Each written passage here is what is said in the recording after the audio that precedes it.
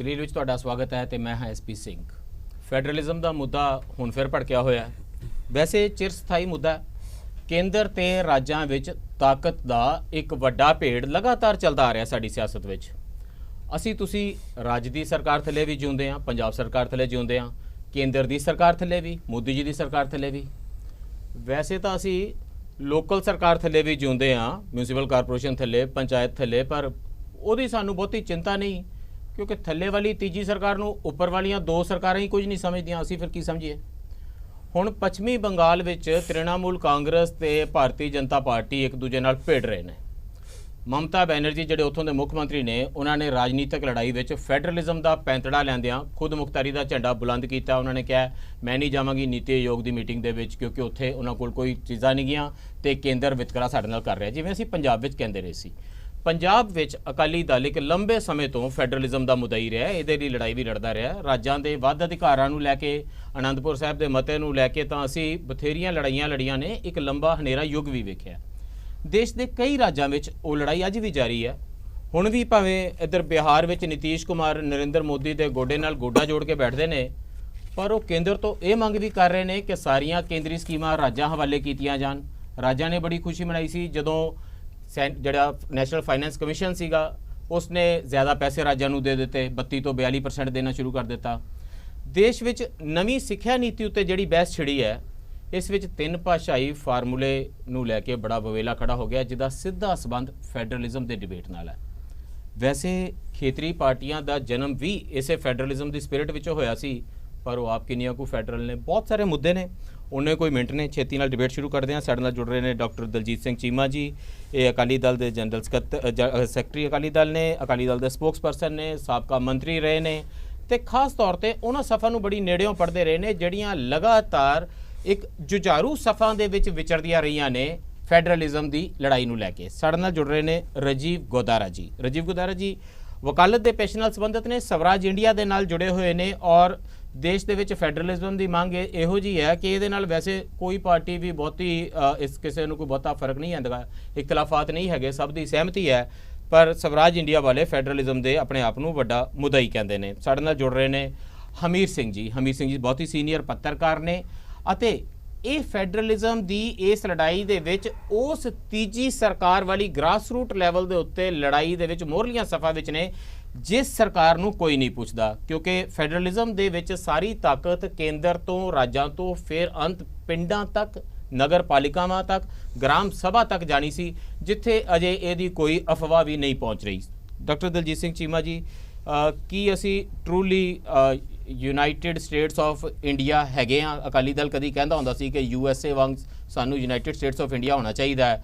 ਹੁਣ ਬਹੁਤ ਸਾਰੀਆਂ ਖੇਤਰੀ ਪਾਰਟੀਆਂ ਜਿਹੜੀਆਂ ਫੈਡਰਲਿਜ਼ਮ ਦੀ ਇਸ ਲੜਾਈ ਵਿੱਚੋਂ ਉਪਜੀਆਂ ਸਨ, ਉਹ ਦੇਸ਼ ਦੇ ਵਿੱਚ ਕਿਸੇ ਨਾ ਕਿਸੇ ਵੱਡੀ ਰਾਜਨੀਤਿਕ ਪਾਰਟੀ, ਭਾਵੇਂ ਕਾਂਗਰਸ ਹੋਵੇ, ਭਾਵੇਂ ਭਾਰਤੀ ਜਨਤਾ ਪਾਰਟੀ ਹੋਵੇ, ਉਹਦੇ ਨਾਲ ਸਮਝੌਤਾ ਕਰਕੇ ਅੱਗੇ ਚੱਲ ਰਹੀਆਂ ਨੇ ਤੇ ਬਹੁਤ ਸਾਰੇ ਫੈਡਰਲਿਜ਼ਮ ਦੇ ਜਿਹੜੇ ਝੰਡਾ ਬਰਦਾਰੀ ਸੀ ਉਹ ਪਿੱਛੇ ਛੱਡਦੀਆਂ ਆ ਰਹੀਆਂ ਨੇ। ਤੁਸੀਂ ਇਹਦੇ ਨਾਲ ਮੁਤਫਿਕ ਹੋ? ਦੇਖੋ, ਗੱਲ ਹੈ ਕਿ ਬੇਸਿਕਲੀ ਤੇ ਜਦੋਂ ਸਾਡਾ ਦੇਸ਼ ਆਜ਼ਾਦ ਹੋਇਆ ਸੀ, ਜਦੋਂ ਸੰਵਿਧਾਨ ਸਾਡਾ ਬਣਿਆ, ਉਦੋਂ ਭਾਵਨਾ ਤਾਂ ਇਹੀ ਰੱਖੀ ਗਈ ਸੀ ਕਿ ਜਿੰਨੇ ਸੂਬੇ ਮਜ਼ਬੂਤ ਹੋਣਗੇ ਉਨਾ ਹੀ ਸਾਡਾ ਦੇਸ਼ ਮਜ਼ਬੂਤ ਹੋਏਗਾ।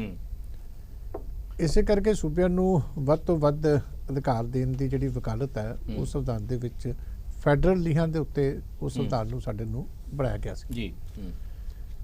ਪਰ ਪ੍ਰੈਕਟੀਕਲੀ ਭਾਵੇਂ ਸੰਵਿਧਾਨ ਦੇ ਵਿੱਚ ਡਿਫਾਈਨ ਕਰਤਾ ਸੀ ਕਿ ਇਹ ਜਿਹੜੇ ਇਸ਼ੂਜ਼ ਨੇ, ਸਬਜੈਕਟ ਨੇ, ਇਹ ਸੈਂਟਰਲ ਲਿਸਟ ਵਿੱਚ ਹੋਣਗੇ ਜੀ, ਕੁਝ ਸਾਂਝੇ ਇਸ਼ੂ ਜਿਹੜੇ ਕਨਕਰੈਂਟ ਲਿਸਟ ਵਿੱਚ ਹੋਣਗੇ, ਕੁਝ ਰਾਜਾਂ ਦੇ, ਕੁਝ ਸੂਬਿਆਂ ਦੇ ਅਧਿਕਾਰ ਹੋਣਗੇ। ਉਸ ਵੇਲੇ ਦੀ ਲੋੜ ਦੇ ਮੁਤਾਬਕ ਇੱਦਾਂ ਬਣਾਇਆ ਗਿਆ ਸੀ। ਪਰ ਇਹਦੇ ਵਿੱਚ ਇਹ ਜਿਹੜੀ ਹੈ ਕੋਈ ਦੋਰਾਵਾ ਨਹੀਂ ਕਿ ਜਦੋਂ ਦੀਆਂ ਕੇਂਦਰ ਦੇ ਵਿੱਚ ਸਰਕਾਰਾਂ ਬਣੀਆਂ ਨੇ, ਕੋਸ਼ਿਸ਼ ਹਮੇਸ਼ਾ ਇਹੀ ਰਹੀ ਹੈ ਕਿ ਕੁਛ ਨਾ ਕੁਛ ਅਧਿਕਾਰ ਸੂਬਿਆਂ ਦੇ ਜਿਹੜੇ ਆ ਉਹ ਖੋਲੇ ਜਾਣ ਤੇ ਜਿਵੇਂ ਜਿਵੇਂ ਸਰਕਾਰਾਂ ਉਹ ਜ਼ਿਆਦਾ ਪਾਵਰਫੁਲ ਨੇ, ਉਹ ਅਧਿਕਾਰ ਜ਼ਿਆਦਾ ਸ਼ਕਤੀ ਨਾਲ ਖੋਏ ਜਾਂਦੇ ਨੇ। ਤੁਹਾਡਾ ਇਹ ਤਜਰਬਾ ਹੈ? ਨਹੀਂ, ਇਹ ਹੋਇਆ ਵੀ ਹੈ ਸਾਡੇ ਦੇਸ਼ ਦੇ ਵਿੱਚ, ਕਿਉਂਕਿ ਐਮਰਜੈਂਸੀ ਦੇ ਵਿੱਚੋਂ ਜਦੋਂ ਸਾਡਾ ਦੇਸ਼ ਨਿਕਲਿਆ, ਅਸੀਂ 1950 ਦੇ ਵਿੱਚ ਕਦੀ ਕਾਮਨਾ ਨਹੀਂ ਸੀ ਕੀਤੀ ਕਿ ਇਹੋ ਜਿਹੇ ਹਾਲਾਤ ਵੀ ਦੇਸ਼ ਦੇ ਵਿੱਚ ਬਣ ਜਾਣਗੇ। ਪਹਿਲਾਂ ਦੀ ਇੱਕ ਹਿਸਟਰੀ ਹੈ, ਬਾਰ-ਬਾਰ ਸਰਕਾਰਾਂ ਡਿਸਮਿਸ ਕੀਤੀਆਂ ਜਾਂਦੀਆਂ ਸੀ, 356 ਨੂੰ ਬੜਾ ਵਰਤਿਆ ਜਾਂਦਾ ਸੀ, ਉਹ ਵੀ ਦੇਸ਼ ਦੇ ਵਿੱਚ ਲੱਗ ਜਾਏਗੀ। ਸਾਰੇ ਅਧਿਕਾਰ ਸਾਡੇ ਜਿਹੜੇ ਬੁਨਿਆਦੀ ਹੈ ਹੁਣ ਭਾਵੇਂ ਉਹ ਤੁਹਾਡੀ ਭਾਈਵਾਲ ਪਾਰਟੀ ਹੋਵੇ, ਪਰ ਜੇ ਕੋਈ ਪਾਰਟੀ 303 ਸੀਟਾਂ ਲੈ ਕੇ ਆਂਦੀ ਹੈ, ਉਹ ਪਾਰਟੀ ਦਾ ਇੱਕ ਯੂਨਿਟਰੀ ਵਿਊ ਹੈ ਕੰਟਰੀ ਦੇ ਬਾਰੇ, ਉਹ ਇਸ ਕੰਟਰੀ ਨੂੰ ਕੇਂਦਰ ਤੋਂ ਹੀ ਸਟਰੋਂਗ ਬਣਦੀ ਹੈ। ਉਹਦੇ ਉਸ ਪਾਰਟੀ ਦੇ ਵਿੱਚ ਫੈਡਰਲਿਜ਼ਮ ਇੰਨਾ ਕੁ ਹੈ ਕਿ ਸਾਰੀ ਪਾਰਟੀ 2 ਲੀਡਰਾਂ ਦੇ ਨਾਮ ਨਾਲ ਜਾਣੀ ਜਾਂਦੀ ਹੈ। ਕੀ ਅਜੇ ਵਿੱਚ ਫੈਡਰਲਿਜ਼ਮ ਦੀ ਸਪਿਰਿਟ ਨੂੰ ਤੁਹਾਨੂੰ ਖਤਰਾ ਨਹੀਂ ਜਾਪ ਰਿਹਾ ਕਿ ਤੁਹਾਡਾ ਵਿਸ਼ਵਾਸ ਹੈ, ਫੇਥ ਹੈ, ਤੁਹਾਡੀ ਭਾਈਵਾਲ ਪਾਰਟੀ ਹੈ, ਇਹ ਦਿਲੋਂ ਅੱਛੇ ਨੇ ਇਸ ਕਰਕੇ ਨਹੀਂ ਕਰਨਗੇ? ਦੇਖੋ, ਗੱਲ ਇਹ ਹੈ ਕਿ ਦੇਸ਼ ਨੂੰ ਮਜ਼ਬੂਤ ਕਰਨ ਦੀ ਗੱਲ ਕਰਨਾ ਕੋਈ ਬੜੀ ਗੱਲ ਨਹੀਂ, ਪਰ ਉਹਦਾ ਤਰੀਕਾ ਤੁਸੀਂ ਕੀ ਅਪਣਾਉਂਦੇ ਹੋ ਕਿ ਸੂਬਿਆਂ ਨੂੰ ਕਮਜ਼ੋਰ ਕਰਕੇ ਕਰਦੇ ਹੋ ਕਿ ਸੂਬਿਆਂ ਨੂੰ ਸਟਰੈਂਥਨ ਕਰਕੇ ਕਰਦੇ ਹੋ, ਇਹ ਬਹੁਤ ਮੈਟਰ ਕਰਦਾ। ਕਿਉਂਕਿ ਮੋਦੀ ਸਾਹਿਬ ਦਾ ਤੁਸੀਂ ਇਸ਼ਾਰਾ ਕੀਤਾ ਕਿ ਭਾਰਤੀ ਜਨਤਾ ਪਾਰਟੀ ਦਾ, ਲੇਕਿਨ ਇਹ ਵੀ ਇੱਕ ਸੱਚਾਈ ਹੈ ਕਿ ਜਿਹੜੀ ਸਾਡੀ ਹੁਣ ਤੱਕ 70 ਸਾਲਾਂ ਦੀ ਡਿਮਾਂਡ ਸੀ ਕਿ ਜਿਹੜੇ ਫਾਈਨੈਂਸ਼ੀਅਲ ਪਾਵਰ ਸਟੇਟਾਂ ਨੂੰ ਵੱਧ ਦਿੱਤੇ ਜਾਣ, ਇਹ 32% ਤੋਂ ਜੇ 42% ਹੋਏ ਆ ਤੇ ਉਹ ਵੀ ਨਰਿੰਦਰ ਮੋਦੀ ਜੀ ਦੇ ਟਾਈਮ ਤੇ ਸ਼ਿਫਟ ਕਰਨੀ। ਹਮੀਰ ਸਿੰਘ ਜੀ, ਜਿਹੜੀ ਗੱਲ ਇਹਨਾਂ ਨੇ ਕਹੀ ਆ ਕਿ ਜਿਸ ਵੇਲੇ ਦੇਸ਼ ਆਜ਼ਾਦ ਹੋਇਆ ਸੀ, ਸੰਵਿਧਾਨ ਬਣਿਆ ਸੀ, ਤਾਂ ਇਹ ਜਿਹਾ ਕੀਤਾ ਗਿਆ ਸੀ ਕਿ ਰਾਜਾਂ ਨੂੰ ਪਾਵਰ ਹੋਵੇ। ਸੱਚ ਇਹ ਹੈ ਕਿ ਪਾਰਟੀਸ਼ਨ ਹੋਈ ਸੀ ਤੇ ਡਰ ਬੜਾ ਸੀ, ਦੇਸ਼ ਪਤਾ ਨਹੀਂ ਕਿੱਧਰ ਨੂੰ ਬਿਖਰ ਜਾਵੇਗਾ, ਇੱਕ ਰਵੇਗਾ ਨਹੀਂ ਰਵੇਗਾ। ਇਸ ਲਈ ਲਾਰਜਲੀ ਭਾਵੇਂ ਕਹਿਣ ਨੂੰ ਉਹਦੇ ਵਿੱਚ ਇਹ ਸਾਰੇ ਪ੍ਰਾਵਧਾਨ ਸਨ ਕਿ ਰਾਜਾਂ ਨੂੰ ਪਾਵਰ ਹੋਏਗੀ, ਪਰ ਐਕਚੁਅਲੀ ਇਨ ਪ੍ਰੈਕਟਿਸ ਅਸੀਂ ਬਹੁਤ ਯੂਨਿਟਰੀ ਕੰਟਰੀ ਬਣਵਾਇਆ ਸੀਗਾ। ਇਸ ਨੂੰ ਲੈ ਕੇ ਲਗਾਤਾਰ ਇੱਕ ਘੋਲ ਵੀ ਚੱਲਦਾ ਰਿਹਾ। ਧਾਰਾ 356 ਦਾ ਬਾਰ-ਬਾਰ ਮਿਸਯੂਜ਼ ਹੁੰਦਾ ਰਿਹਾ। ਤੁਹਾਨੂੰ ਯਾਦ ਆ 1977 ਵਿੱਚ, 1980 ਵਿੱਚ ਮਾਸ ਲੈਵਲ ਦੇ ਉੱਤੇ ਸਰਕਾਰਾਂ ਡਿਸਮਿਸ ਕਰ ਦਿੱਤੀਆਂ ਜਾਂਦੀਆਂ ਸੀ ਵੀ ਹੁਣ ਜੀ ਇੰਦਰਾ ਗਾਂਧੀ ਨੂੰ ਹਰਾ ਕੇ ਜਨਤਾ ਪਾਰਟੀ ਆ ਗਈ ਹੈ, ਪਹਿਲੇ ਕਾਂਗਰਸੀ ਸਰਕਾਰਾਂ ਸੁੱਟ ਦਿਓ, ਤੇ ਹੁਣ ਇੰਦਰਾ ਗਾਂਧੀ ਵਾਪਸ ਆ ਗਈ ਆ, ਹੁਣ ਦੂਜੀਆਂ ਨੌਨ ਕਾਂਗਰਸ ਗਵਰਨਮੈਂਟ ਸੁੱਟ ਦਿਓ। ਉਸ ਤੋਂ ਬਾਅਦ ਅਸੀਂ ਕੁਝ ਪ੍ਰੋਗਰੈਸ ਕੀਤੀ ਹੈ। ਆਫਟਰ ਬੋਮਈ ਐਕਟ, ਆਫਟਰ ਬਹੁਤ ਸਾਰੀਆਂ ਇਸ ਕਿਸਮ ਦੀਆਂ ਵਿਚਕਾਰੋਂ ਪ੍ਰਾਵਧਾਨ ਬਣੇ ਨੇ ਜਿਹਦੇ ਵਿੱਚ ਇਸ ਲੈਵਲ ਦਾ ਤਾਂ ਹੁਣ ਮਿਸਯੂਜ਼ ਨਹੀਂ ਹੁੰਦਾ। ਬਟ ਲਾਰਜਲੀ ਤੁਹਾਨੂੰ ਲੱਗਦਾ ਹੈ first tyre, second tyre, third tyre ਦੇ ਵਿੱਚ ਫੈਡਰਲਿਜ਼ਮ ਦੀ ਸਪਿਰਿਟ ਕਿੱਦਾਂ ਦੀ ਹੈ? ਤੇ ਜਿਹੜੀ ਚੀਮਾ ਸਾਹਿਬ ਗੱਲ ਕਰ ਰਹੇ ਨੇ ਕਿ 32% ਤੋਂ 42% ਹੁਣ ਕੇਂਦਰ ਨੇ ਪੈਸਾ ਦੇਣਾ ਸ਼ੁਰੂ ਕਰ ਦਿੱਤਾ ਹੈ, ਕੀ ਫੈਡਰਲਿਜ਼ਮ ਦਾ ਮੁੱਦਾ ਕੇਵਲ ਇਕਨੋਮਿਕ ਟਰਮਸ ਦੇ ਵਿੱਚ ਦੇਖਿਆ ਜਾ ਸਕਦਾ? ਨਹੀਂ, ਮੈਨੂੰ ਲੱਗਦਾ ਕਿ ਜੇਕਰ ਅਸੀਂ ਇਹ ਮੰਨ ਕੇ ਚੱਲੇ ਕਿ ਸਾਡਾ ਜਿਹੜਾ ਸੰਵਿਧਾਨ ਸੀ ਉਹ ਸਹੀ ਫੈਡਰਲਿਜ਼ਮ ਦੇ ਆਧਾਰਿਤ ਸੀ, ਉਹ ਹੀ ਆਪਣੇ ਆਪ ਦੇ ਵਿੱਚ ਰੋਂਗ ਪਰਸੈਪਸ਼ਨ ਹੈ। 70 ਸਾਲ ਲੜਾਈ ਕਾਹਦੇ ਲਈ ਲੜੀ? 70 ਸਾਲ ਲੜਾਈ ਉਹਦਾ ਕਾਰਨ ਹੈ ਕਿ ਉਦੋਂ ਪਹਿਲਾਂ ਜਦੋਂ ਦੇਸ਼ ਦੇ ਬਟਵਾਰੇ ਦੀ ਗੱਲ ਆਈ, ਉਦੋਂ ਪਹਿਲਾਂ ਕੈਬਨਿਟ ਮਿਸ਼ਨ ਯੋਜਨਾ ਇੱਕ ਫੈਡਰਲਿਜ਼ਮ ਦਾ ਆਪਣਾ ਏਜੰਡਾ ਲੈ ਕੇ ਆਉਂਦੀ ਹੈ ਕਿ ਜੇ ਜਿਹੜੀਆਂ ਮਿਨੋਰਟੀ ਦੀ ਬਹੁਗਿਣਤੀ ਵਾਲੀਆਂ ਸਟੇਟਾਂ ਨੇ ਉਹਨੂੰ ਇੰਨੇ ਅਧਿਕਾਰ ਦੇ ਦਿੱਤੇ ਜਾਣ ਤਾਂ ਸ਼ਾਇਦ ਦੇਸ਼ ਇੱਕ ਵੀ ਰਹਿ ਸਕਦਾ। ਕੈਬਨਿਟ ਮਿਸ਼ਨ ਯੋਜਨਾ ਜਿਹਨੂੰ ਨਹਿਰੂ ਨੇ ਵੀ ਤੇ ਜਿਹਨੂੰ ਮੁਸਲਿਮ ਲੀਗ ਨੇ ਵੀ ਮੰਨ ਲਿਆ ਸੀ ਇੱਕ ਵਾਰ, ਬਾਅਦ ਦੇ ਵਿੱਚ ਉਹ ਤੋਂ ਵਿਡਰਾ ਕੀਤਾ। ਸ਼ਾਇਦ ਟਰੂ ਫੈਡਰਲ ਕੰਟਰੀ ਦਾ ਕਨਸੈਪਟ ਰਹਿੰਦਾ ਪਹਿਲਾਂ ਤਾਂ ਪਾਕਿਸਤਾਨ ਵੀ ਨਾ ਬਣਦਾ। ਇਹ ਰਾਏ ਹੈ ਬਹੁਤ ਵੱਡੇ ਮਾਹਰਾਂ ਦੀ, ਜਿਹੜੇ ਬੰਦੇ ਉਦੋਂ ਵੀ 2 ਟਾਈਪ ਦਾ ਇੱਕ ਸੈਟਅਪ ਚੱਲ ਰਿਹਾ ਸੀ। ਔਰ ਫਿਰ ਜਿਹੜਾ ਸੰਵਿਧਾਨ ਬਣਿਆ ਵੀ, ਇਹ ਸੰਵਿਧਾਨ ਦੇ ਵਿੱਚ ਮਿਨੋਰਟੀਜ਼ ਦੀ ਇੱਕ ਸਬ ਕਮੇਟੀ ਬਣੀ, ਉਹਨਾਂ 'ਚ 2 ਸਿੱਖ ਲੀਡਰ ਵੀ ਸੀ। ਉਹ ਸੰਵਿਧਾਨ ਦੇ ਦਸਖਤ ਕਰਨ ਨੂੰ ਉਸੇ ਦਿਨ ਇਨਕਾਰ ਕਰਤਾ ਸੀ ਕਿ ਸਾਡੀ ਸਪਿਰਿਟ ਨੂੰ ਰਿਪਰੈਜ਼ੈਂਟ ਨਹੀਂ ਕਰਦਾ। ਔਰ ਇਸੇ ਕਰਕੇ ਸੰਵਿਧਾਨ ਜਦੋਂ ਲਾਗੂ ਹੁੰਦਾ ਉਸੇ ਸਮੇਂ ਤੋਂ ਮਿਜ਼ੋਰਮ ਦੇ ਵਿੱਚ ਲਾਲ ਡੇਂਗਾ ਦੀ ਅਗਵਾਈ 'ਚ ਮੂਵਮੈਂਟ ਚੱਲਦੀ ਹੈ, ਉਸੇ ਸਮੇਂ 'ਚ ਕਸ਼ਮੀਰ ਦੇ ਵਿੱਚ ਮੂਵਮੈਂਟ ਚੱਲਦੀ ਹੈ, ਉਸੇ ਸਮੇਂ 'ਚ ਪੰਜਾਬ ਦੇ ਵਿੱਚ ਮੂਵਮੈਂਟ ਸਟਾਰਟ ਹੋ ਜਾਂਦੀ ਹੈ। ਮਤਲਬ ਘੱਟ ਗਿਣਤੀਆਂ ਦਾ ਮਤਲਬ ਸੀ। ਹਿਸਟੋਰੀਕਲ ਸਫਰ ਲੋਕਾਂ ਨੇ ਦੇਖਿਆ ਹੈ, ਨਹੀਂ ਦੇਖਿਆ ਨਹੀਂ, ਇਹਦੇ 'ਚੋਂ ਇਹ ਨਿਕਲਦੀ ਹੈ ਕਿ ਅਸਲ 'ਚ ਸੰਵਿਧਾਨ 'ਚ 97 ਸਭ ਤੋਂ important department government of India ਨੂੰ ਦੇ ਦਿੱਤੇ ਜਾਂਦੇ ਨੇ, 66 ਸਾਂਝੀ ਸੂਚੀ 'ਚ ਪਾਏ ਜਾਂਦੇ ਨੇ। ਉਹਦੇ 'ਚ ਵੀ ਜੇ ਸਟੇਟ ਦੀ ਤੇ ਉਹਦੇ ਟੱਕਰ ਪੈ ਜੇ ਤਾਂ ਗਵਰਨਮੈਂਟ ਆਫ ਇੰਡੀਆ ਹੀ ਮੰਨੀ ਜਾਂਦੀ ਹੈ, ਤੇ ਕੇਵਲ 52 ਡਿਪਾਰਟਮੈਂਟ ਤੁਸੀਂ 52 ਕੇਵਲ ਸਟੇਟਾਂ ਨੂੰ ਦਿੰਦੇ ਹੋ। ਇਹ ਦੁਨੀਆ 'ਚ ਕਿਤੇ ਮਾਡਲ ਨਹੀਂ ਹੈ ਫੈਡਰਲਿਜ਼ਮ ਦਾ ਇਸ ਤਰੀਕੇ ਦਾ। ਦੁਨੀਆ ਦੇ ਵਿੱਚ ਤਾਂ ਆਸਟ੍ਰੇਲੀਆ ਲਾ ਲਓ ਤੁਸੀਂ, 6 ਕੰਟਰੀ 'ਚ ਅਲੱਗ ਸਟੇਟਾਂ ਦੇ ਸੰਵਿਧਾਨ ਅਲੱਗ ਨੇ। ਈਵਨ 2 ਪ੍ਰਾਇਮਰੀ ਲੈਵਲ ਦੀਆਂ ਜਿਹੜੀਆਂ ਉਹਨਾਂ ਦੀ ਐਡਮਿਨਿਸਟ੍ਰੇਟਰ ਯੂਨਿਟਰੀ ਨੇ, ਉਹਦੇ 'ਚ ਵੀ ਅਲੱਗ ਸੰਵਿਧਾਨ ਨੇ। ਕੈਨੇਡਾ 'ਚ ਲੈ ਲਓ 10 ਸਟੇਟਾਂ ਦਾ ਉਹੀ ਹਾਲ ਹੈ। US ਤਾਂ ਬਣਿਆ ਹੀ 50 ਸਟੇਟਾਂ ਨੂੰ ਜੋੜ ਕੇ, ਔਰ ਹਰੇਕ ਦਾ ਆਪਣਾ ਸੰਵਿਧਾਨ ਹੈ, ਆਪਣੀ ਨਾਗਰਿਕਤਾ ਹੈ। ਦੁਨੀਆ 'ਚ ਹੋਰ ਲੈਵਲ ਦਾ ਫੈਡਰਲਿਜ਼ਮ ਦਾ ਇੱਕ ਸੈਟਅਪ ਬਣਿਆ ਹੋਇਆ, ਔਰ ਇਸੇ ਕਰਕੇ ਸ਼ਾਇਦ ਜਿਹੜਾ ਚੱਲਦਾ ਆਇਆ ਸਾਡੇ ਉਹਨਾਂ ਵੀ ਨਹੀਂ ਰਿਹਾ। ਸਾਡੇ ਚੱਲਦਾ ਉਹ ਵੀ ਸਟੇਟਾਂ ਦੇ ਡਿਲੂਟ ਹੋ ਰਹੇ ਨੇ। ਔਰ ਇਹਦੇ 'ਚ 2 ਟਰਮੀਨੋਲੋਜੀ ਨੇ, ਇੱਕ ਫੈਡਰਲਿਜ਼ਮ, ਇੱਕ ਡੀਸੈਂਟਰਲਾਈਜੇਸ਼ਨ, ਤਾਕਤਾਂ ਦਾ ਵਿਕੇਂਦਰੀਕਰਨ। ਤਾਕਤਾਂ ਦਾ ਵਿਕੇਂਦਰੀਕਰਨ ਲੋਕਾਂ ਨੂੰ ਅਧਿਕਾਰ ਦੇਣ ਦੀ ਗੱਲ ਕਰਦਾ, ਫੈਡਰਲਿਜ਼ਮ ਇਹ ਸਟਰਕਚਰ ਦੀ ਗੱਲ ਕਰਦਾ। ਸਾਡੇ 73ਵੀਂ ਸੋਧ ਕਾਫੀ ਦਿਨਾਂ ਬਾਅਦ 24 ਅਪ੍ਰੈਲ 1993 ਨੂੰ ਨੋਟੀਫਿਕੇਸ਼ਨ ਹੋਇਆ। 73ਵੀਂ ਸੋਧ ਦਾ ਜਿਹੜਾ ਪਿੰਡਾਂ ਦੇ ਵਾਸਤੇ ਸੀ, ਤੇ 74ਵੀਂ ਸੋਧ ਜਿਹੜੀ ਹੈ ਸ਼ਹਿਰਾਂ ਦੇ ਵਾਸਤੇ ਸੀ, ਜਿਹਦੇ 'ਚੋਂ ਥਰਡ ਟਾਇਰ ਵਾਲੀ ਗੱਲ ਆਉਂਦੀ ਹੈ, ਜਿਹ 'ਚ 29 ਦੇ 29 ਡਿਪਾਰਟਮੈਂਟ ਜਿਹੜੇ ਪਿੰਡ ਲੈਵਲ ਤੇ ਨੇ ਪਿੰਡ ਦੀ ਸੰਸਥਾ ਨੂੰ ਦੇਣੇ ਨੇ, ਜ਼ਿਲ੍ਹੇ ਲੈਵਲ ਦੇ ਜ਼ਿਲ੍ਹੇ ਦੀ ਸੰਸਥਾ ਨੂੰ ਦੇਣੇ ਨੇ। ਔਰ ਉਹ ਵੀ ਨਹੀਂ ਟ੍ਰਾਂਸਫਰ ਹੋ ਰਹੇ। ਸੋ ਜਿਹੜੇ ਸਟੇਟਸ ਨੇ, ਰਾਜ ਨੇ, ਸੂਬੇ ਵੀ ਅਧਿਕਾਰ ਥੱਲੇ ਨਹੀਂ ਦੇ ਰਹੇ। ਸੂਬੇ ਵੀ ਜਿੰਨਾ ਅਧਿਕਾਰ ਚਾਹੁੰਦੇ ਨੇ ਵੀ ਮੇਰੇ ਕੋਲ ਅਟਕ ਜੇ, ਅੱਗੇ ਜ਼ਿਲ੍ਹੇ ਨੂੰ ਨਾ ਜਾਵੇ, ਤਹਿਸੀਲ ਨੂੰ ਨਾ ਜਾਵੇ, ਪਿੰਡ ਨੂੰ ਨਾ ਜਾਵੇ, ਮੁਹੱਲੇ ਨੂੰ ਨਾ ਜਾਵੇ। ਸੋ ਕੇਂਦਰ ਨਾਲ ਲੜਾਈ ਹੈ ਕਿ ਕੇਂਦਰ ਸਾਨੂੰ ਅਧਿਕਾਰ ਨਹੀਂ ਦਿੰਦਾ, ਤੇ ਥੱਲੇ ਪੰਚਾਇਤਾਂ ਨਾਲ ਲੜਾਈ ਹੈ, ਅਸੀਂ ਪੰਚਾਇਤਾਂ ਨੂੰ ਨਹੀਂ ਦੇਣਾ। ਉਹਦੇ ਤੇ ਲੱਗਦਾ ਕਿ ਅਸੀਂ ਅਪਰੋਚ ਦੇ ਤੌਰ ਤੇ ਸੈਂਟਰਲਿਸਟ ਅਪਰੋਚ ਪੋਲਿਟਿਕਸ ਹੀ ਬੇਸਿਕ ਅਪਰੋਚ ਦੀ ਗੱਲ ਕਰਦੇ ਆ। ਰਜੀਵ ਗੁਦਾਰਾ ਜੀ, ਤੁਹਾਨੂੰ ਲੱਗਦਾ ਹੈ ਸਟਰਕਚਰ ਵਿੱਚ ਫਲਾ ਨੇ? ਅਸੀਂ ਜਿਸ ਸੰਵਿਧਾਨ ਦੀ ਪੂਜਾ ਕਰੀ ਜਾਂਦੇ ਆ, ਜੇ ਉਹਦੇ ਵਿੱਚ ਗਵਰਨਰ ਲੱਗਣੇ ਨੇ, ਜੇ ਉਹਦੇ ਚ ਆਰਟੀਕਲ 356 ਹੈ, ਜੇ ਉਹਦੇ ਵਿੱਚ ਆਲ ਇੰਡੀਆ ਸਰਵਿਸਿਜ਼ ਨੇ, IAS IRS UPSC ਨਹੀਂ ਚੁਣਨੇ ਨੇ, ਜਿਹਦੇ ਚ ਸਟੇਟਸ ਦਾ ਕੋਈ ਦਖਲ ਨਹੀਂ ਹੋਵੇਗਾ, ਪਲੈਨਿੰਗ ਕਮਿਸ਼ਨ ਉਹ ਬਣਾ ਲੈਣ ਜਾਂ ਇਹ ਆਪਣਾ ਨੀਤੀ ਆਯੋਗ ਬਣਾ ਲੈਣ, ਸਾਰਿਆਂ ਲਈ ਪਲੈਨਿੰਗ ਇੱਕ ਕੇਂਦਰੀ ਜਗ੍ਹਾ ਦੇ ਉੱਤੋਂ ਬੈਠ ਕੇ ਕੀਤੀ ਜਾਵੇਗੀ। ਲਾਇਸੈਂਸ, ਪਰਮਿਟ, ਕੋਟਾ ਰਾਜ ਵੀ ਇੱਕ ਪੂਰਾ ਗਲਬਾ ਰੱਖਣ ਦਾ ਇੱਕ ਤਰੀਕਾ ਹੁੰਦਾ ਹੈ। ਸੋ ਸਟੇਟ ਦੀਆਂ ਪਾਵਰਸ ਜਿਹੜੀਆਂ ਨੇ ਇਹ ਤਾਂ ਪਹਿਲੇ ਦਿਨ ਤੋਂ ਹੀ ਰੋਡਡ ਨੇ। ਤੁਹਾਨੂੰ ਲੱਗਦਾ ਸਟਰਕਚਰ ਦੇ ਵਿੱਚ ਫੈਡਰਲਿਜ਼ਮ ਦੇ ਅਗੇਂਸਟ ਸਾਰੇ ਮਨਸੂਬੇਬੰਦੀ ਕੀਤੀ ਹੋਈ ਹੈ, ਤੇ ਪੂਜਾ ਜਿਹੜੀ ਆ ਉਹ ਫੈਡਰਲਿਜ਼ਮ ਦੇ ਨਾਮ ਤੇ ਕੀਤੀ ਜਾਂਦੀ ਹੈ ਸੰਵਿਧਾਨ ਦੀ?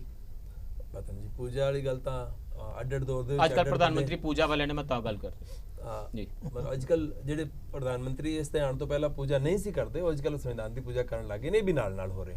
ਆਹ ਐਮਰਜੈਂਸੀ ਵਾਲੇ ਜਿਹੜੇ ਹੁੰਦੇ ਸੀ ਪਾਰਟੀ, ਉਹ ਡਿਫਰੈਂਟ ਉਸ ਤੋਂ ਇਲਾਵਾ ਵੀ ਸੀ, ਕਮਿਊਨਿਸਟ ਵੀ ਨਹੀਂ ਸੀ ਕਰਦੇ, ਔਰ ਅੱਜ ਕੱਲ ਕਰਨ ਲੱਗ ਗਏ ਜੀ। ਪਰ ਉਹਨੂੰ ਛੱਡ ਦਈਏ ਆਪਾਂ ਜੀ। ਫੈਡਰਲਿਜ਼ਮ ਤੇ ਡੀਸੈਂਟਰਲਾਈਜੇਸ਼ਨ, ਅਕੇਂਦਰੀਕਰਨ, ਪਾਵਰਸ ਦਾ ਸੈਂਟਰਲਾਈਜੇਸ਼ਨ ਹੋਏਗਾ ਜਾਂ ਨਹੀਂ ਹੋਏਗਾ, ਦੋਵਾਂ ਨੂੰ ਥੋੜਾ ਅੱਡ ਕਰਕੇ ਵੇਖੀਏ। ਜਦੋਂ ਤੁਸੀਂ ਕਹਿੰਦੇ ਹੋ ਸੰਵਿਧਾਨ ਦੇ ਵਿੱਚ, ਇੱਕ ਤਾਂ ਸਾਡੇ ਜਿਹੜਾ ਦੇਸ਼ ਦਾ ਜਿਹੜਾ ਸਟੇਟਸ ਨੇ, ਇਹ ਸਟੇਟਸ ਇਸ ਤਰ੍ਹਾਂ ਨਹੀਂ ਕਿ ਅੱਡ ਸਟੇਟ ਸੀਗੇ ਇੰਡੀਪੈਂਡੈਂਟ ਤੇ ਉਹਨਾਂ ਨੇ ਇੱਕ ਐਸੋਸੀਏਸ਼ਨ ਬਣਾ ਲਈ। It is not like that. ਜਦੋਂ ਇੰਡੀਪੈਂਡੈਂਸ ਐਕਟ ਪਾਸ ਹੋਇਆ 1947, ਉਹਦੇ ਵਿੱਚ ਆ ਹਿੱਸਾ ਇੱਧਰ ਰਹੇਗਾ, ਆ ਹਿੱਸਾ ਪਾਕਿਸਤਾਨ ਵੱਲ ਜਾਏਗਾ, ਦੋ ਡੋਮੀਨੀਅਨ ਬਣੇ, ਇੱਕ ਇੱਧਰ ਜਾਏਗਾ, ਇੱਕ ਇੱਧਰ ਰਹੇਗਾ। ਦੋਵੇਂ ਗੱਲਾਂ ਸੱਚ ਸੀਗਾ। ਕੁਝ ਸਟੇਟਸ ਵਰਚੁਅਲੀ ਇੰਡੀਪੈਂਡੈਂਟ ਹੈਸੀਅਤ ਰੱਖਦੇ ਸੀ, ਤੇ ਬਾਅਦ ਵਿੱਚ ਇਸੇ ਕਰਕੇ ਇਕੱਠੇ ਕਰਨੇ ਪਏ, ਤਾਂ ਹੀ ਉਹ ਪੂਜਾ ਪਟੇਲ ਜੀ ਦੀ ਵੀ ਹੁੰਦੀ ਹੈ ਨਾ। ਪਰ ਉਸ ਤੋਂ ਬਾਅਦ ਜਿਹੜੇ ਅਸੀਂ ਸਟੇਟਸ ਬਣਾਤੇ, ਸੰਵਿਧਾਨ ਸਾਡੀ ਪਾਰਲੀਮੈਂਟ ਨੂੰ ਹੀ ਅਧਿਕਾਰ ਦਿੰਦਾ ਹੈ ਕਿ ਤੁਸੀਂ ਛੱਤੀਸਗੜ੍ਹ, ਮੱਧ ਪ੍ਰਦੇਸ਼ ਦੇ ਵਿੱਚ ਅੱਡ ਕਰ ਸਕਦੇ ਹੋ, ਤੇਲੰਗਾਨਾ ਅੱਡ ਕਰ ਸਕਦੇ ਹੋ।